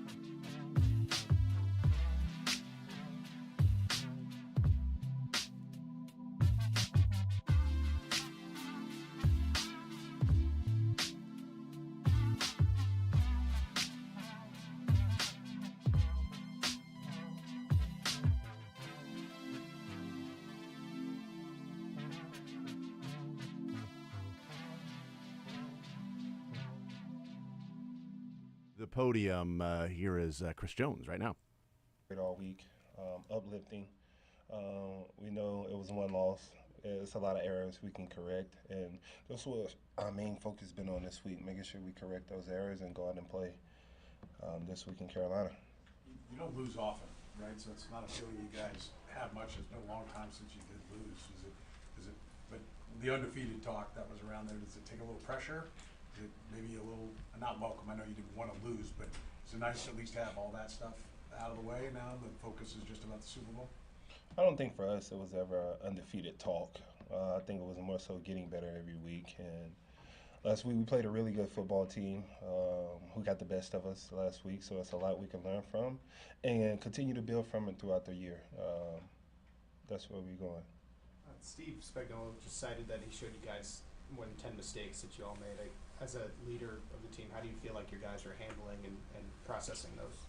I think that was a positive. You can show us where a game in 10 plays where we could have changed, maybe the outcome could have been different. And, be critical of your own errors. I don't think we played our best game last game, and a lot of us could have played better, offensive, defensive-wise, and we're going to get better from it. That's a lot we can learn from. What do you think when you're just pressuring with 4 no blitz, what do you think are some of the keys to at least getting the quarterback off kilter for you guys as a unit? We got to get him down. I'm there 2 times. Didn't wrap him up, didn't get him down. It's my mistake. There's a lot I can learn from that. But most importantly, when we're there, we got to get him down. Last one, anyone? You put your finger on why, last year you guys were second in sacks. You just haven't been able to, is it just one of those things? I know sacks are hard to come by, pressures and hitting the quarterback is important as well, but anything you put your finger on is pretty much the same cast. I know Charles hadn't been there, but he missed the first 6 games last year as well. Anything you put your finger on as to why you guys haven't been able to, get the quarterback on the ground? We'll get better, man. Something we can build on, something we can do collectively as a whole. But we got 7 more games in the year, right? And it's a lot of football left to be played. So we're not counting numbers right now. We'll see where we at the end of the year. Thanks, Chris.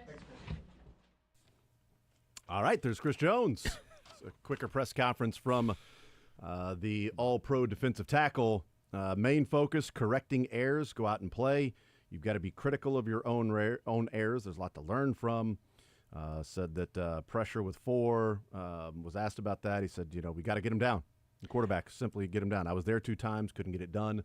Got to get better. I was kind of bummed because Petro asked a great question there at the very end, and I thought he was going to expand on it. Sucking up. I mean, good night. What'd you say? Look at you sucking up. I mean, whatever. No, I agree. It was a really good question. Well, but my point was, if he says you were shown these things, you know what you need to work on. So then he basically asked the questions in line of, okay, so what is it specifically? And Chris Jones just goes, well, there's 7 games left, and we got to be better, and we're going to grow. And just need to get better. It's like, yeah, but you just said there are things that you saw that you know what it is. I would like to be enlightened on what. But again, maybe it's just one of those coach people they don't want to say because they don't want the other team to know. They're the jolly Patriots. Yeah. Like we were talking about Bill Belichick and his way he taught Joe Tooney. They're just the jolly Patriots. It's a great call, Dylan. The one outlier from the Patriots to me is Steve Spagnuolo. Because Spags will say some things. Yeah. Spags doesn't mind. Like, he ain't going to give away the game plan. But Spags will – I think Spags is pretty honest. And no one's going to Matt Patricia when you had Bill Belichick at the podium either. You're exactly right. You're not asking Matt Patricia about the defense when Belichick or the offense because he was an offensive coordinator. Good call. That too. Anyway, so we heard from Steve Spagnuolo. We heard from Matt Nagy. I want to talk about the things we heard from Steve Spagnuolo.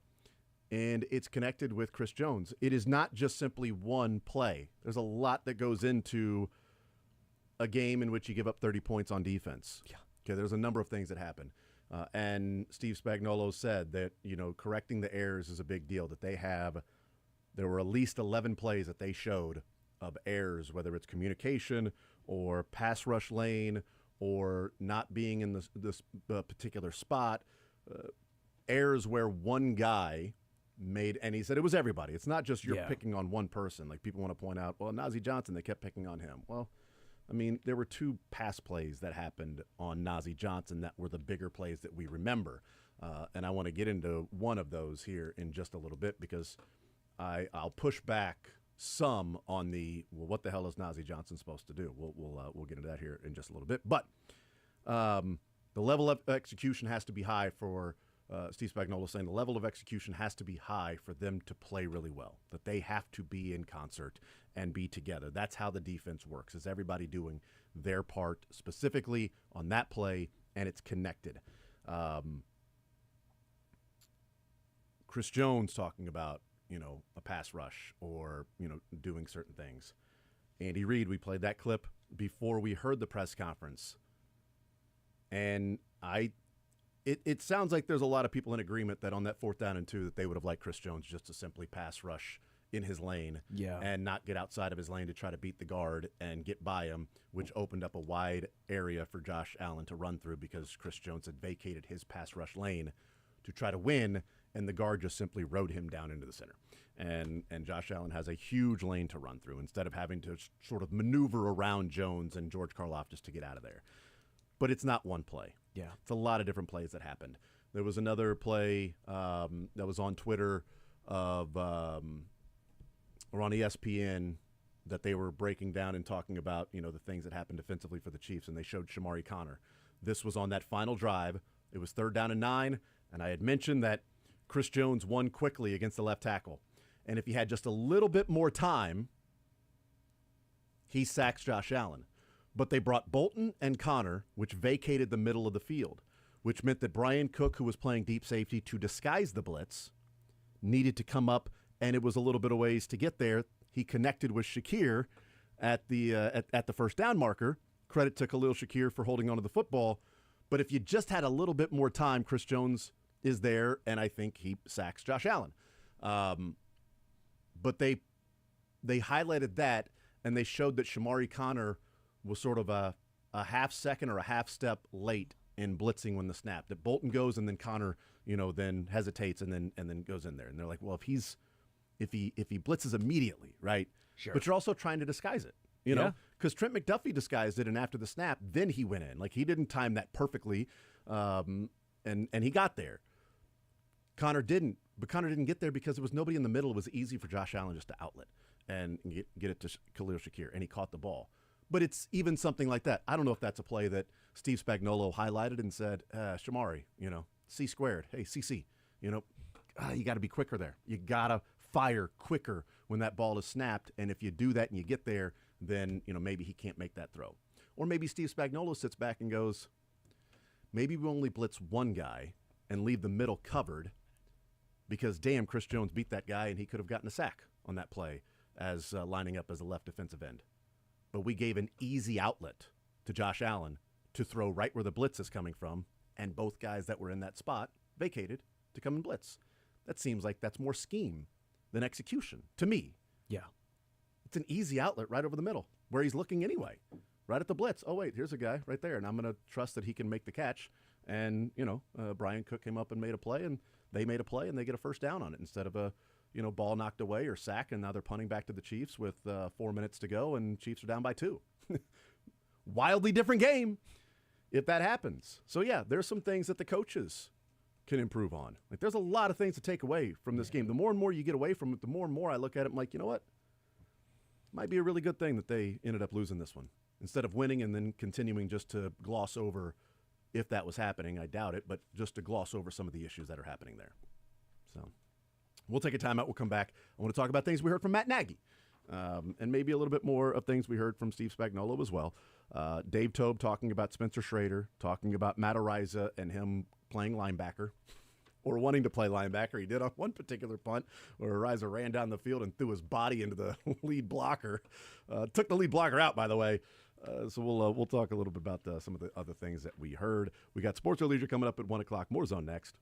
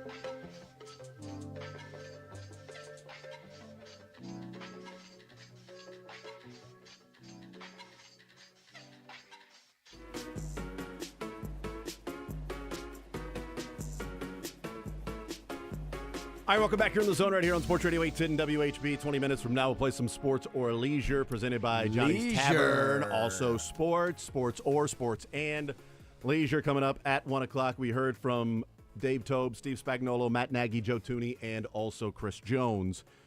Talked a number of things about what Steve Spagnuolo was saying.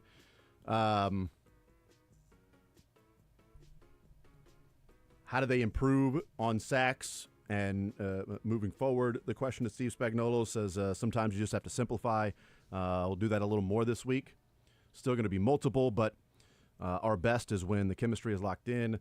That wasn't how do you get better at sacks. How do you improve on those 11 mistakes, on those errors that were there? And he said sometimes it's just simplified. We'll have a little bit more of that this week. Simplified. Okay.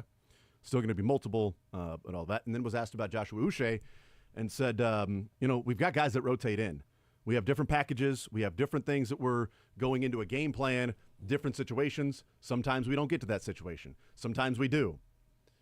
And that makes more sense to me because it's one of the things that I've talked about this week is if Joshua Uche just wasn't a guy that was going to be in on a lot of the pass rushing situations because they wanted more of a bigger, stronger pass rush to collapse the pocket rather than swing around the outside and maybe open things up in a lane for Josh Allen to go and run through. So those are the things from Steve Spagnuolo. Matt Nagy asked about the protection. And this was really fascinating to me because there's a specific play in mind that I wonder if this is something that can be improved upon. So he said it starts with the communication. He said we're pretty good so far, that even in Buffalo, the communication's been there. Everybody's on the same page of what they're supposed to do. And he said, but then it's the play. Matching the drop and the play matching the setup with the play design. Do you have a good fake by the running back? The apex at the drop has to match the setup and the drop for the tackles and things like that. I thought that was really interesting because there's a specific play. It was the third play of the drive in which the first play was the miss to Xavier Worthy, left sideline.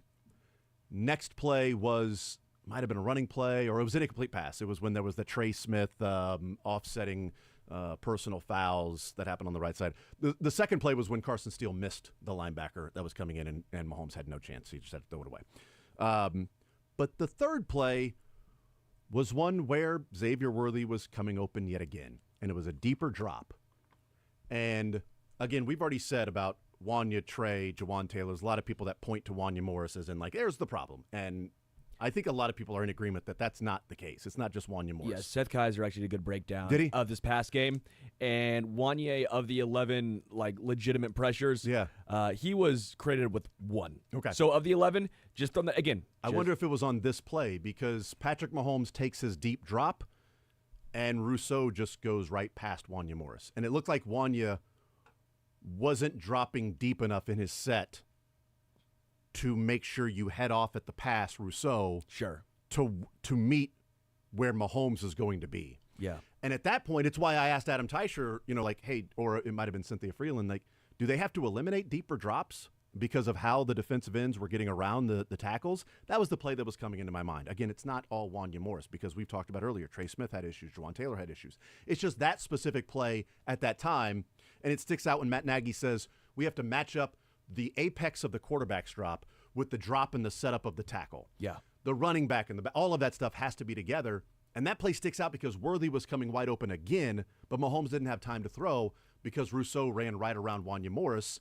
And I wonder if Wanya Morris was a little slow getting back there, worried about an inside move. Sure. But at that point, the quickest route to Mahomes was just a straight line, and Rousseau is really damn good this year. Yeah, I think one of the things is Mahomes, we've heard players talk about, we've heard Trey and Creed, we've heard multiple players talk about how Patrick takes longer drops or more unique drops than a lot of other quarterbacks, right? Remember the drifting back and all that stuff. It's been better as his career's gone on, but it adds a lot of stress for the tackles. It was why, again, Orlando Brown Jr. was never going to be a great fit here in Kansas City because if Mahomes is drifting back farther than the average quarterback, well, he doesn't have the speed to maneuver that.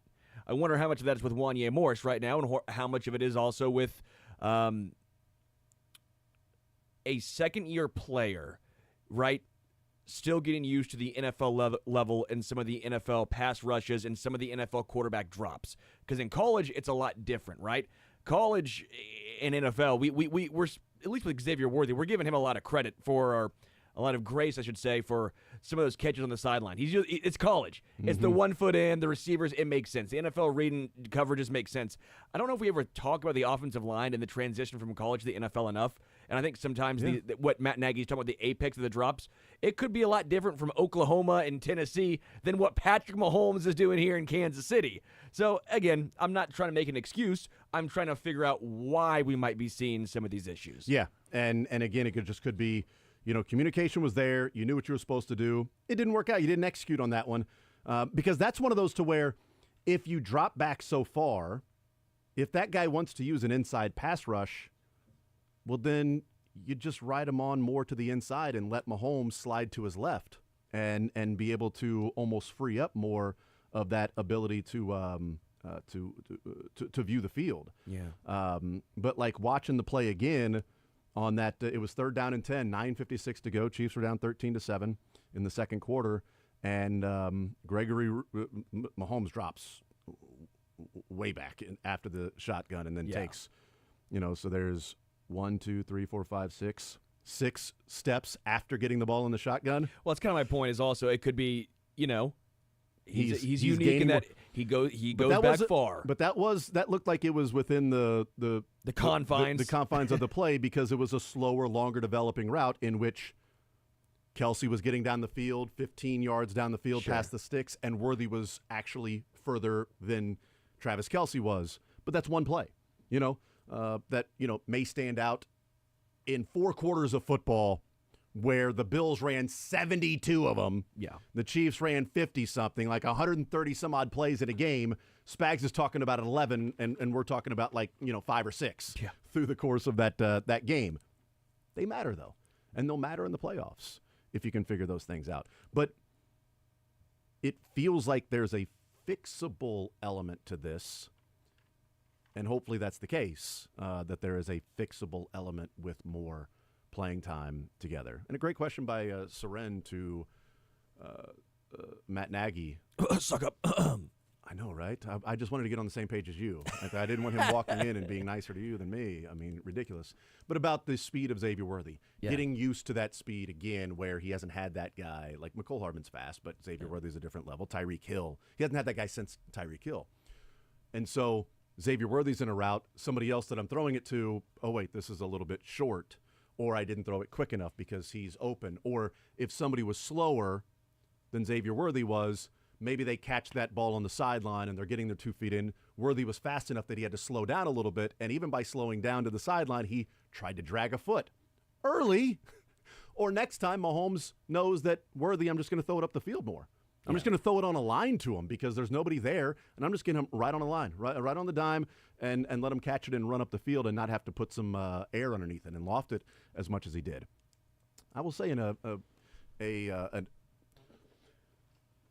taking a negative and at least pointing out a positive in that play, one of the things that Xavier Worthy was talked about that was a positive for him is his tracking ability in the air. And if you watch the All-22, the way that Xavier Worthy was running was sort of at 11 o'clock up the field. And as soon as Mahomes threw the ball, it was almost immediate. He quickly switched to 10. Yeah. Like he saw as soon as Mahomes threw the ball that, I got to track it this way. And he perfectly timed it out to where he was over there on the sideline when it landed right in the basket. For him, he can track the football, and he can catch it. He needs awareness on the sideline. Yeah. And I think Mahomes needs a little more time. You only get 2 out of 3. You only get 2 out of 3. That's right. Pick your 2. And then Mahomes a little more time, and I think they're going to hit on these. I really do. I think it's there because I know he can track the football. He did it with the Chargers. Yeah. And he did it on that play too, because he adjusted immediately when Mahomes threw it more to the sideline than up the field. So, and he could see it, and he got right there. So we'll take a timeout. We'll come back, continue rolling. More Zone next.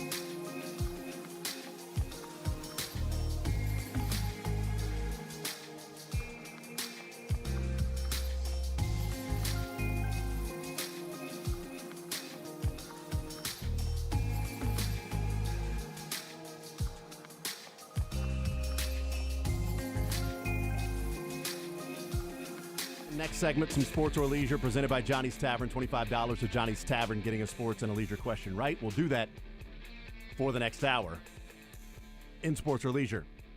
913-810-810. Cleveland Browns and Pittsburgh Steelers tonight. Expected to be quite the weather game.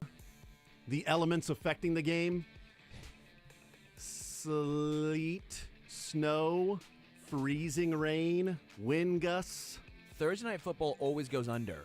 But now with the crazy weather, it's going to be over now, right, boys? Exactly. The under's at 37. It's like it almost feels like it can't go low enough to not put money on the under. Probably still do it.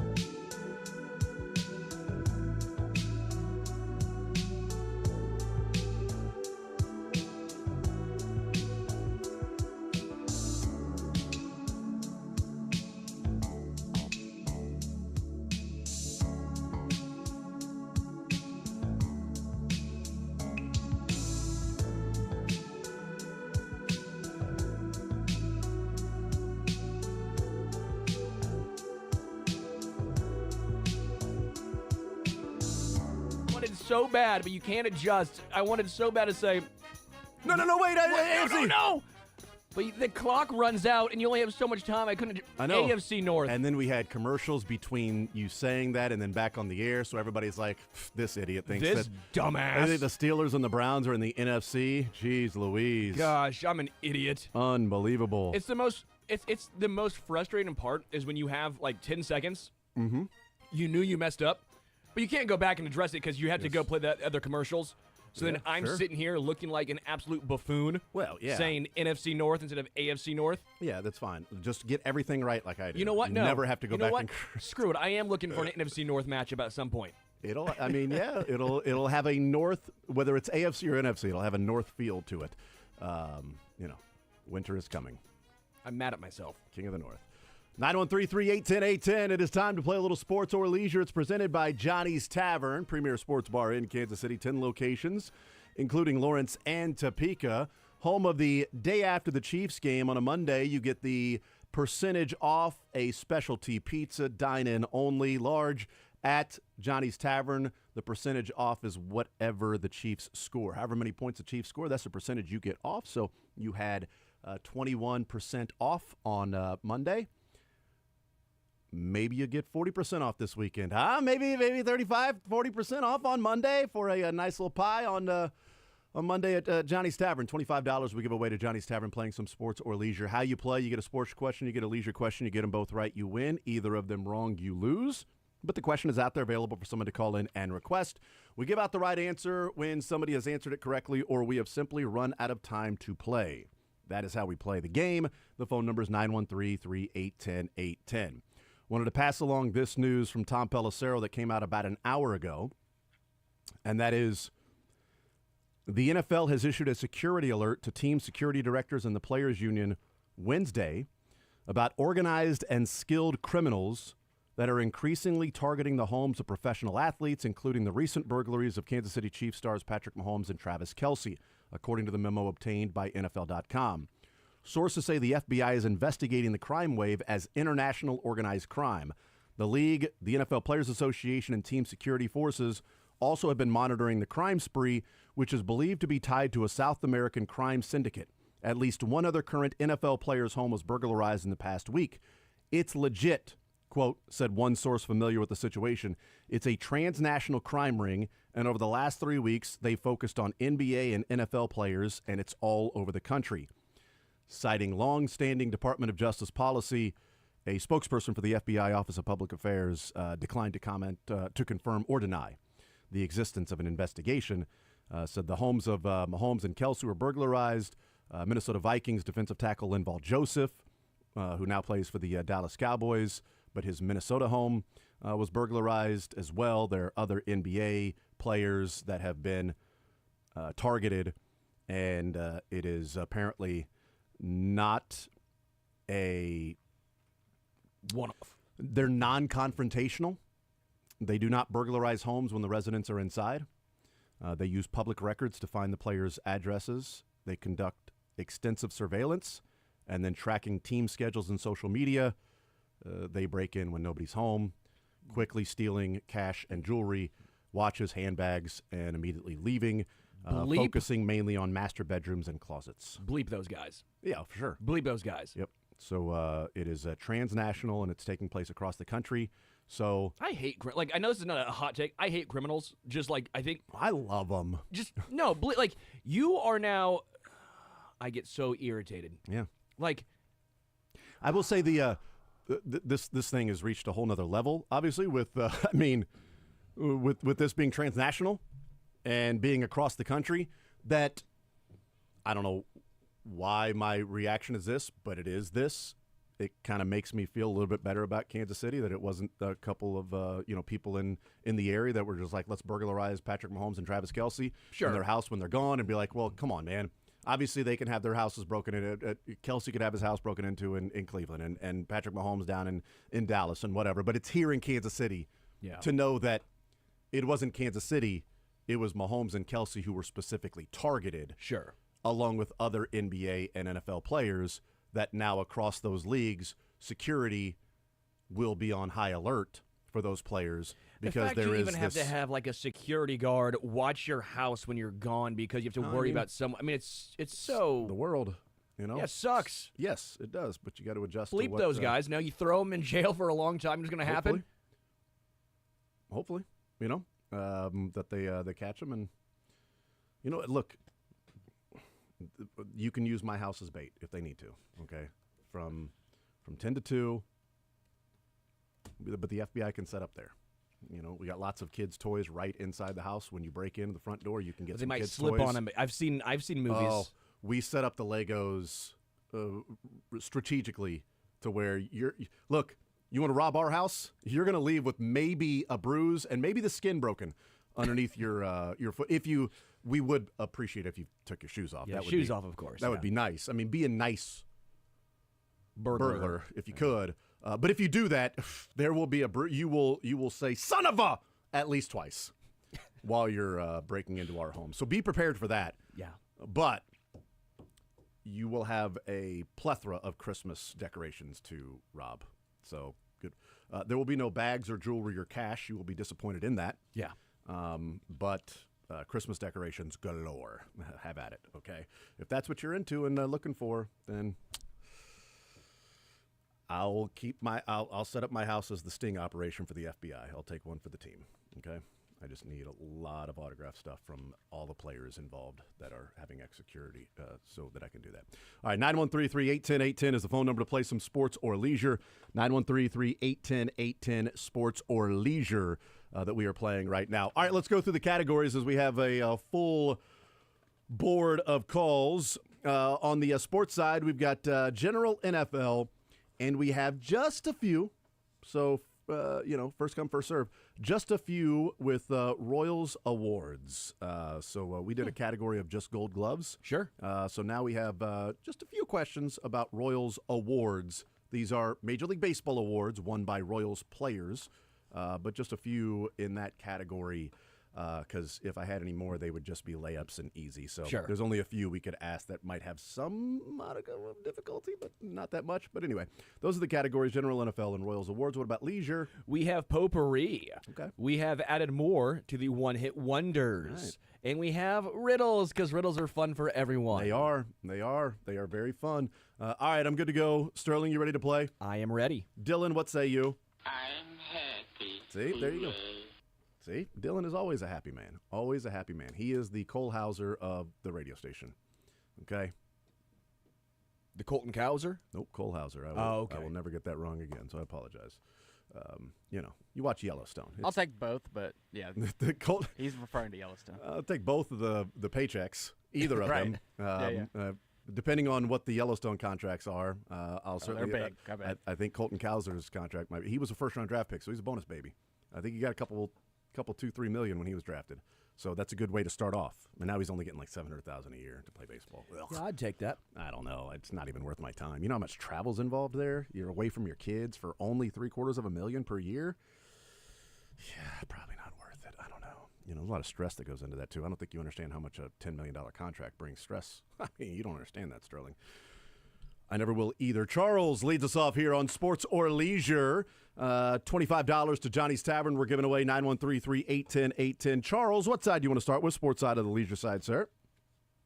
Do some leisure. We'll do the potpourri. We'll do potpourri. All righty. What is the name of the Earth's largest ocean? Earth's largest ocean.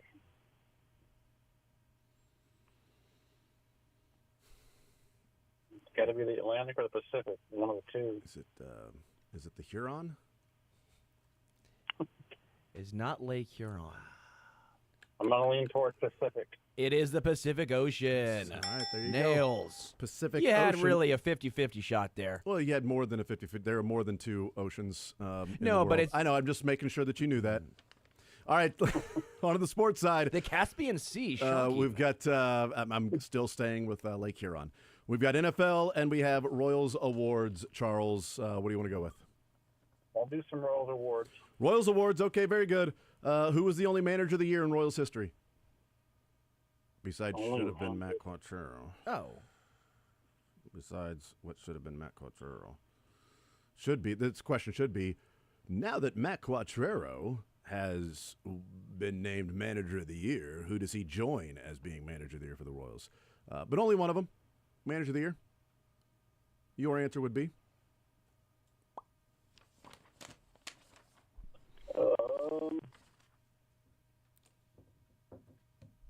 Sterling, you seemed confident. I'm assuming his number's retired, correct?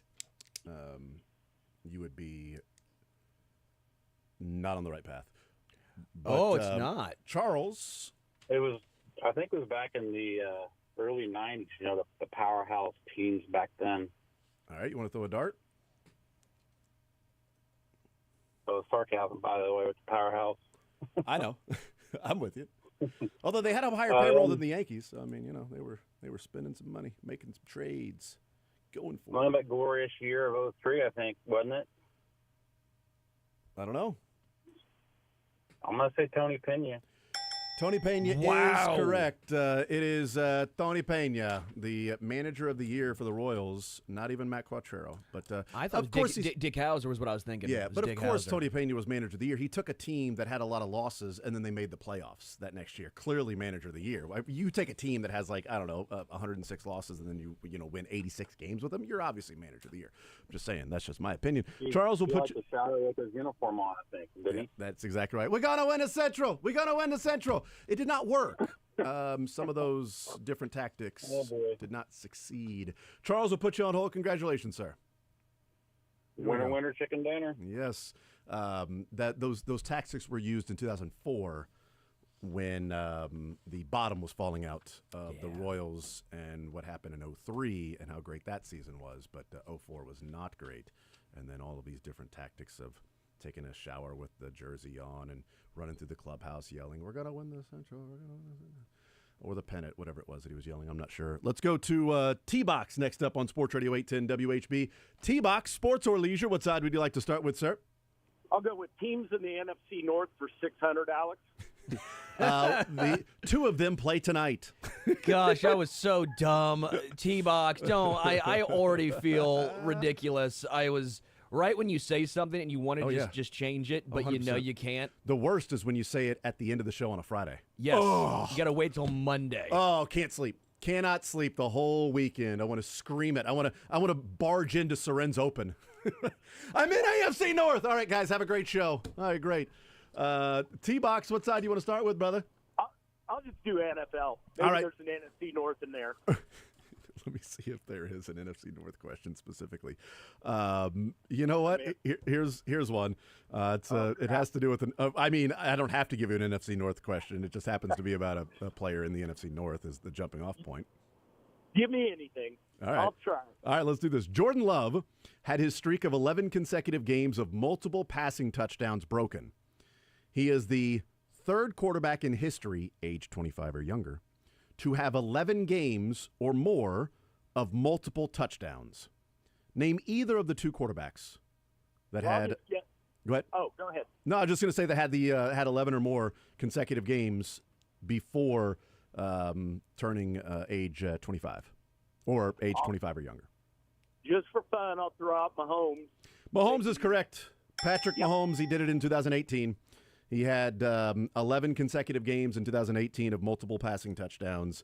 The other person to do it was the one that when Mahomes came on the scene and started putting up all those numbers, like, we've never seen this before. And people are like, yeah, we have. His name is Dan Marino. Yeah.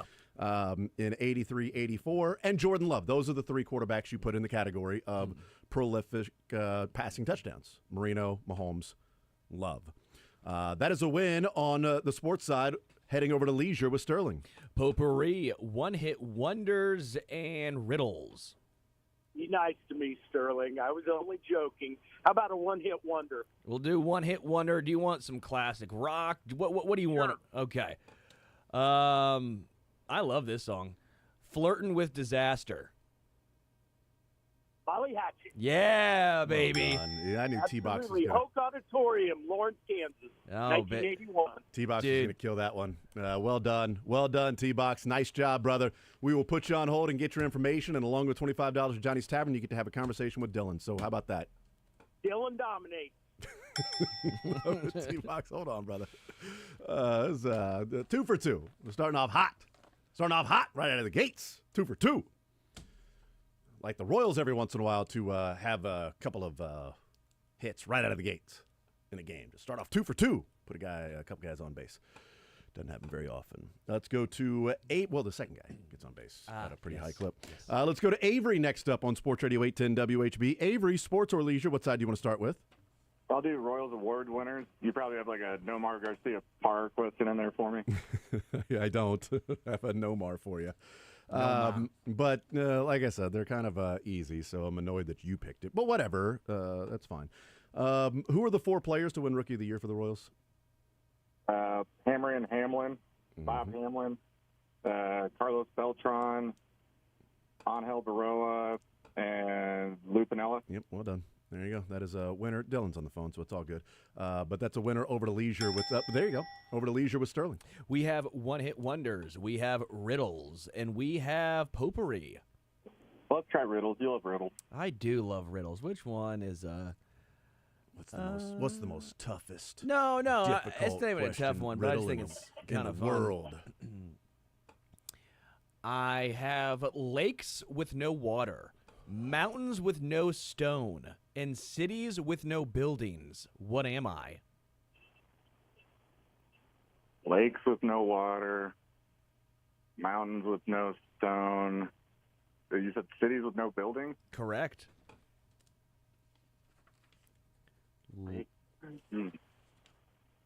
Jason got it. Jason got it right away. Yeah. Nailed it. Take that, Dylan. Jason got it. Right. I mean, now, Avery, if you don't get this, boy, that's embarrassing. If you don't get it and Jason got it, Avery, I will have. You got to be. You're suspended for like a month. Oh no. It's a month-long suspension for doing that. A lake with no water, mountains with no stone, and cities with no buildings. It could be a lake, I guess. Also, oceans with no water. That's a good point. Yep. Oceans with no water. Yep, but there's a lot of water in the Pacific. The most, some say. The most, yeah. Some say it's all one ocean, you know. Well, yeah. I mean, we're all one planet. You know what I mean? Yeah. Like, why are we separating things? Why are we trying to differentiate? We're all one. You know. Can I get a hint on this? Give me a hint on the there's it's like an ocean with no water, right? It's like an ocean with no water. Right. That's a hint. A state with no Stones buildings. and buildings and water and stone. A mountain which is flat. A flat mountain? Wow. Flat mountain? Oh, like map? A map? Yeah, it's a map. Wow, you really walked him there, didn't you? I had to walk him there. Avery's a good guy. I think he's a good guy. Maybe not, but he seems nice in the show, so I figured he's a good guy. From what I've from everything I've heard, I disagree with all of that because my interactions with him have been great. So I do disagree with what the common consensus of Avery is. It's ridiculous. So Avery, look, you got a friend in us, man. I don't care what anybody else says about you.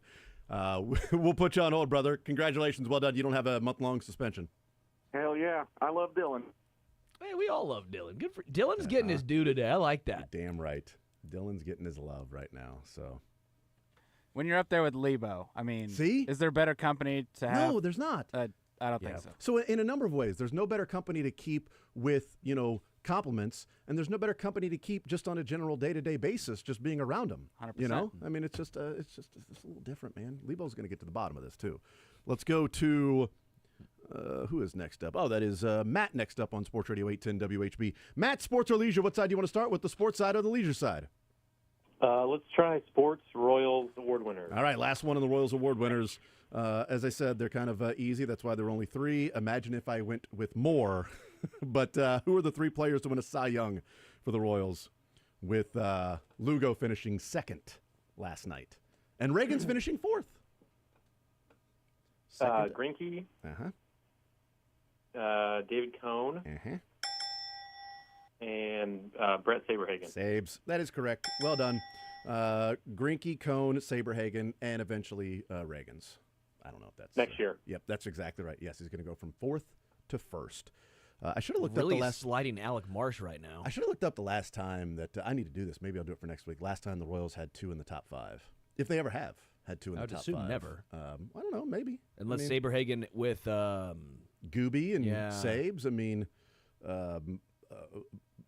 Jimmy Gobble and Mark Redmond? I mean, why are we just dismissing some of those starting staffs like they didn't have studs on them? Over to Leisure with Sterling. Riddles, one-hit wonders, and potpourri. Let's go with riddles, please. All right, we are going to riddle it up. That's kind of the same one. Ooh, Chris George and Jimmy Gobble. That's what it was. What can run but never walks, has a mouth but never talks, has a head but never weeps, has a bed but never sleeps? Jason got it. Boom. I am on fire right now. Jason's getting it real good. I am on fire. I'm on fire right now. If you wouldn't have paused, I wouldn't have heard that. Well, he didn't say pause. That's the problem. Yeah, I know. That was inferred there. That's why I did the literal one instead of saying it. What'd I say? Nothing. I just was impressed with your brain. Thank you. I appreciate you. The first person to ever say that. Yeah. So, wow. So what can run but never walks, has a mouth but never talks, has a head but never weeps, has a bed but never sleeps? How about a river? Yeah. Well done. Nice. Yeah, river. Well done, Matt. Well done. Look, if I'm getting these, you guys better get these. This would be embarrassing if I get one and you guys don't. Matt, that's a winner. We'll put you on hold. Congratulations. Well done, sir. Look at you.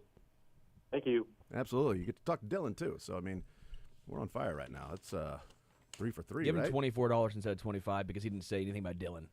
Take $1 off. Is that 3 for 3 or 4 for 4? 4 for 4. We're in a heater. Wait. Wow.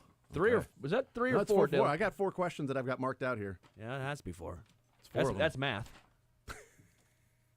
Well, we had somebody answer 2. Well, we struggled to count to Avery 3 to had 4. to answer 2. Yeah. It happens. All right, we'll take a timeout, come back, continue playing. 913-381-810. A couple of phone lines open. 913-381-810. Sports or Leisure coming up next.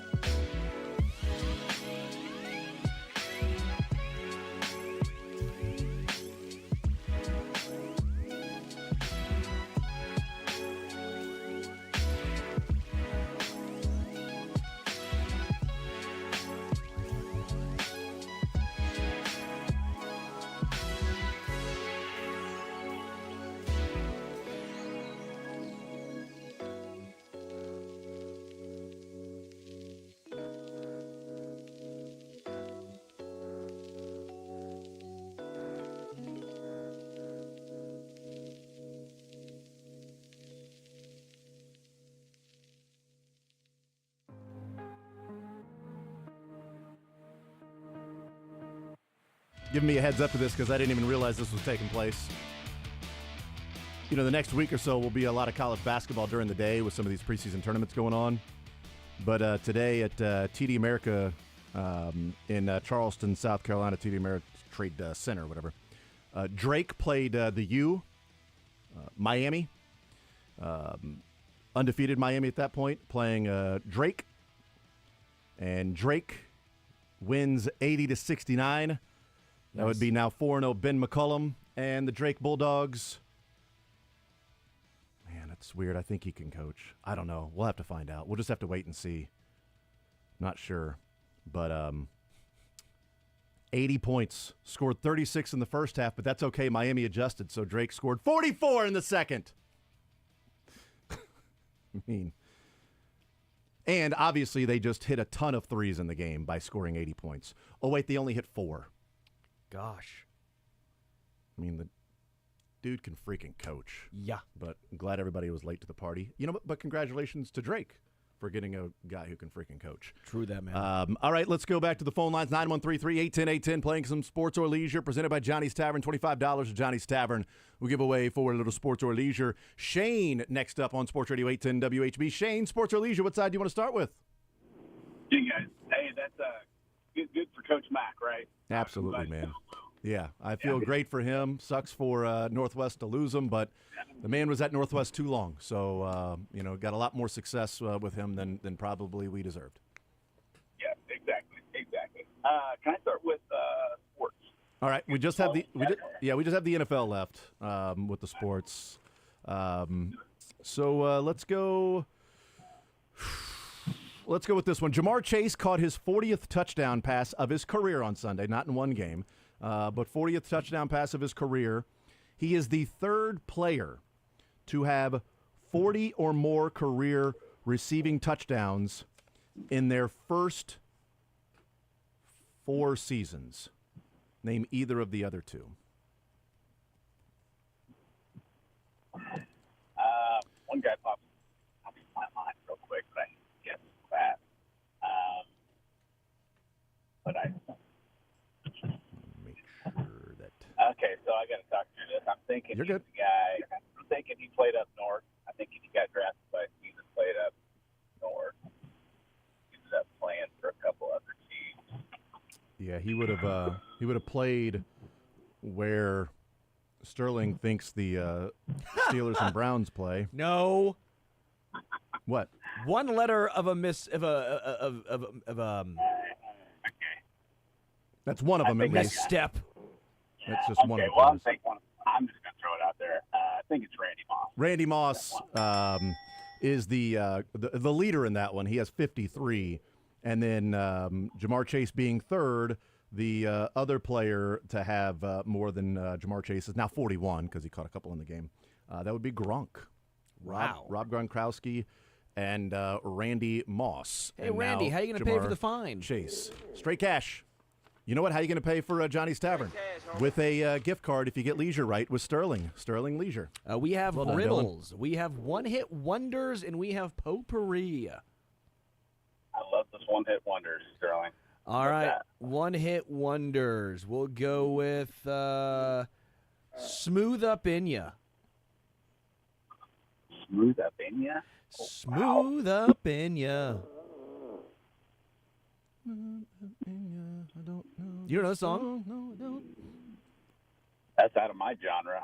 That's classic rock. It was, let's see what year it was. It may have been the 90s. 1988. Brother, you got it right, but I just wanted to clarify. That was 40 or more touchdowns before age 25. Not first 4 years in the league, but before turning 25 is Randy Moss, Gronkowski, and Jamar Chase. But anyway, I just wanted to put that out there for everybody. Well, now I feel bad. If he doesn't know the song, that's no fun. Well, that's sort of the risk of. Yeah, being in the but I could switch it. He's a Bearcat, though, so go ahead and switch it. I could switch it for you. I'm done on that one. I can't. Yeah, I have no clue. Okay. Please, give me another. I'll give you another one. Yeah, do it. Give him another one. It's like what Mick Schaefer says. This game is called Everybody Wins. Yeah, it's close. Do you do classic rock? Do you want more like do you play British and invasion American? What are you looking at here? Yeah, that's fine. Go for that, Sterling. Yeah, give me. Okay. Classic rock, another classic rock song. This one is Snorting Whiskey and Drinking Cocaine. Snorting whiskey and drinking cocaine. That's the name of the song? Oh, yeah. Snorting Whiskey is the title of the song, but drinking cocaine's got to help you out there. I don't think it will. I don't think drinking cocaine will help you out. You can try it, Sterling. Let me know how it Snorting goes. whiskey and drinking cocaine. You're like a bad river baby. I'm going to be the first loser. Man, I cannot. Man. But you finished first, though. Oh, now I feel bad. I thought I gave you 2 ones that you're going to get. I did. Well, I'll just throw one out there. She said it's classic rock, so I'll just throw out a band with a one-hit wonder, though, so I'm not going to probably guess this. Let's just throw out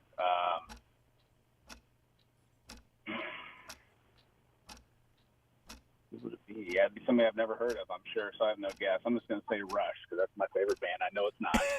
Is it Rush? Please let it be Rush. Let it never be Rush. Oh, darn Rush it. has... You name 2 hits for Rush, besides the one. Name 2 hits for Rush. 10,000 Curtis hits. Siebold would absolutely break through that door if he was ever to hear Rush in a one-hit wonder. But that's why Shane was category. joking, because he said it's Right, my favorite No, I know. band. I'm just going to throw it. So actually, Shane and Curtis would be able to get together. And I would, too. I love Rush's top 5 for me. Top 3 probably band for me. Yeah, So but it's not your favorite, so get the hell out of here. I'd throw hands. You know, you don't try to join their group. All right, you're not in that club of them. Shane, thank you for playing, man. I appreciate it, brother. Even though I lost, I want to say my kids would say that Dylan is Sigma. Just want to tell you guys that, all right? Oh yeah, he's Sigma. What, the Sigma? That's right. Yeah, What the Sigma? All right, thank you, All right, guys. brother. Thanks, Shane. Good for Dylan. Yeah. By the way, I was GDI, so there was, but it's a little. Yes, I know you. It's not Greek. Oh, that was great what you said. I know. That's good, though. I appreciate that. Thank you. GDI. GDI. Yeah, the kids are, it's what the Sigma. And there's some other things that are like, there's a town in, I'm lost on all the cool little hip stuff, but my son's in 3rd grade and he's already picking up all this stuff. That sucks. So I feel very old when they're like, what, the Sigma? I'm like, slang for a cool dude. yeah. So, And then there's something I'll else, take like a town in Ohio or something. What? Skitterick or something like that. Somebody was out there that's listening that their kids say. I don't care. Jason. You do care, because I if you don't have kids, care. you want to know what's cool. All right? You want to be on the hip take. All right? Up with the lingo. So your kids will talk to you, actually. I do me. Oh. 913-381-810. Let's go to Scott next up on Sports Radio 810. Scott, sports or leisure, what side do you want to start with? Can we start with sports? Yes, we can. General NFL for you, because that's the only thing we have left. Let's... you know what? This one is very recent, very, very recent. Brock Bowers this weekend, 2 receptions away from the rookie record for receptions in a game when he had 13. Who recently broke and still holds the rookie receptions in a game record with 15? What player recently broke that record? Really? And still holds, because Bowers did not break his record, but it's pretty darn recent. Not necessarily this year, but it's pretty recent that he broke the record of 15 receptions in a game. And this guy, I think, also holds the record for the most receptions in the first 2 games of a season, even as doing it as a rookie. Coming out of nowhere. Oh, yeah. Mm-hmm. Still balling too. He wasn't a one-hit wonder either. He was not. He was a burst onto the scene, and oh my God, this guy's really good. I'm not expecting it as a 5th rounder. No, you were not. If you were, he'd have been a 1st rounder. You know what I mean? So it's not a tight end, right? Nope. Okay. Wide receiver. Not a tight end. It's actually a Cougar. What? Yeah, it's a Cougar. Yep. I like how you try to ram that one in there. You could listen to the interview I did with him on Around the NFL with Sterling Holmes. No, thank you. It's a couple weeks ago, I did it. Yeah. That's not the greatest. And he's hint. like not a veteran. No. He's a young cat. Great young hair cat. too. Oh, great hair. Oh, okay, Nakua. Yeah, Puka Nakua. He also had 10 receptions in his first game. That was 15 in his second game. Yeah. He had 25 receptions in his first 2 games. Broke the rookie record in his second game in the NFL with 15 receptions. Leisure with Sterling. We have a couple one-hit wonders out Yeah, there. we do. A couple classic rock one-hit wonders that I thought people were going to get, but apparently I'm too dumb. Yeah, intelligent. Riddles, one-hit wonders, and potpourri. I like the riddles option, if you could. All right, I sure can. By the way, it's skibbity. Skibbity. I turn once. What is out will not get in. I turn again. What is in will not get out. What am I? What? I turn once. What is out will not get in. I turn again. What is in will not get out. What am I? Jason is correct. Boom, 3 for 3. There's the park. It's a lackluster performance by That me is today. out of it. Jason Three with the for three. Yeah. Yeah. He's on that Scooter Jeanette Yeah. game. Yeah, I'm not It's skibbity. it's not Reggie Jackson. No. It's that Scooter Jeanette game where you're like, wait, this guy did this? There's no skibbity going on with me today. It's Wow, all Sigma good over job, here. Scooter. Is it a key? It is a key. That's right, lock and key. You know, there you go. We'll put you on hold, Scott. Congratulations, well done. Nice Thank job. you. Yep, you're welcome. 913-381-810. Phil, go right ahead. Sports or leisure, bud? I'll do sports. No language or no questions about young kid phrases. No, and stuff. I have no idea skibbity, what no no sigmas or anything like that. Sigmas, that's what I was Sigma and skibbity and all that stuff. Yeah, it's crazy. All right, let's see. We asked that one. We asked that one. We asked that one. You know what? Let's have some fun here. Jared Goff had his second career game with at least 400 yards 400 yards passing, and a perfect passer rating. It's the second time in his career he's done that. The rest of the NFL has 5 total games in the history of the game of at least 400 yards passing with a perfect passer rating. Name any of the other 4 players to ever have a 400-yard passing game and a perfect passer rating. And I will tell you 3 of them took a snap from center this year. Yeah. And I will tell you 1 of them is still taking a snap from center this year. Another one that is not played this year has a great nickname. Somebody this year? Somebody that's not from this year has a nickname that every guy would probably like. And then he's still playing. No, yeah. not this year. He doesn't play this year. No, but I know you're talking about. Yeah, he's not this year, but he has one of these games. And then 3 other guys that did start the season as the quarterback of their team. Did it happen in the Super Bowl? Was 2 that of them. was that the one? That's a great question. I don't know. That actually may have been the game. Yeah, 2 of them are not playing anymore. And you're right. That is a great nickname. Was that? Man, I kind of want to. And the other one that's still playing is not playing with his coach or GM. Is one of them he started the season this year is with. one of them doing TV? Nope, neither of the guys that used to play are doing TV. Gotcha. Okay. The 3 guys that are still playing, All right. 2 of them could do TV because they're out for the year, and the other guy that's still playing is not playing with his coach or GM anymore. I would say Lamar Jackson, maybe. It is not Lamar Jackson. Not Lamar Jackson. Phil, thank you for playing, man. I appreciate it. We're going to take a break. We'll do that right now. Come back, wrap the show next.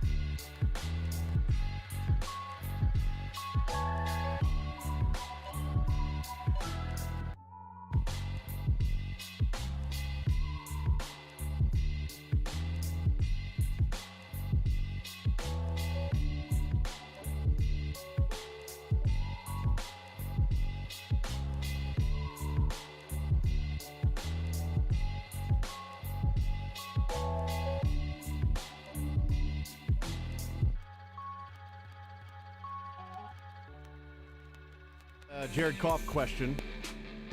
It is Jared Goff, the second player to have a game with 400 yards passing and a perfect passer rating. Well, he did it now twice in his career. The rest of the NFL has done it 5 total times. The other 4 quarterbacks to do that, or 5 quarterbacks to do that, Ken O'Brien, Nick Foles, Dak Prescott, Deshaun Watson, and Aaron Rodgers are the other quarterbacks to do that. Any that you did not get an answer to? Yeah, I 2-on-1. Smooth Up In You is by the Bullet Boys. Smooth Up In Ya. That's right. And then you have Snorting Whiskey, Drinking Cocaine by Pat Travers Band. Nice, okay. Pat Travers Band. We'll see you tonight with Browns and Steelers right here on Sports Radio 810 WHB. Myles Garrett and TJ Watt. Myles Garrett said TJ Watt needs to apologize to him for the tweet last year. We'll see if he does. Program next.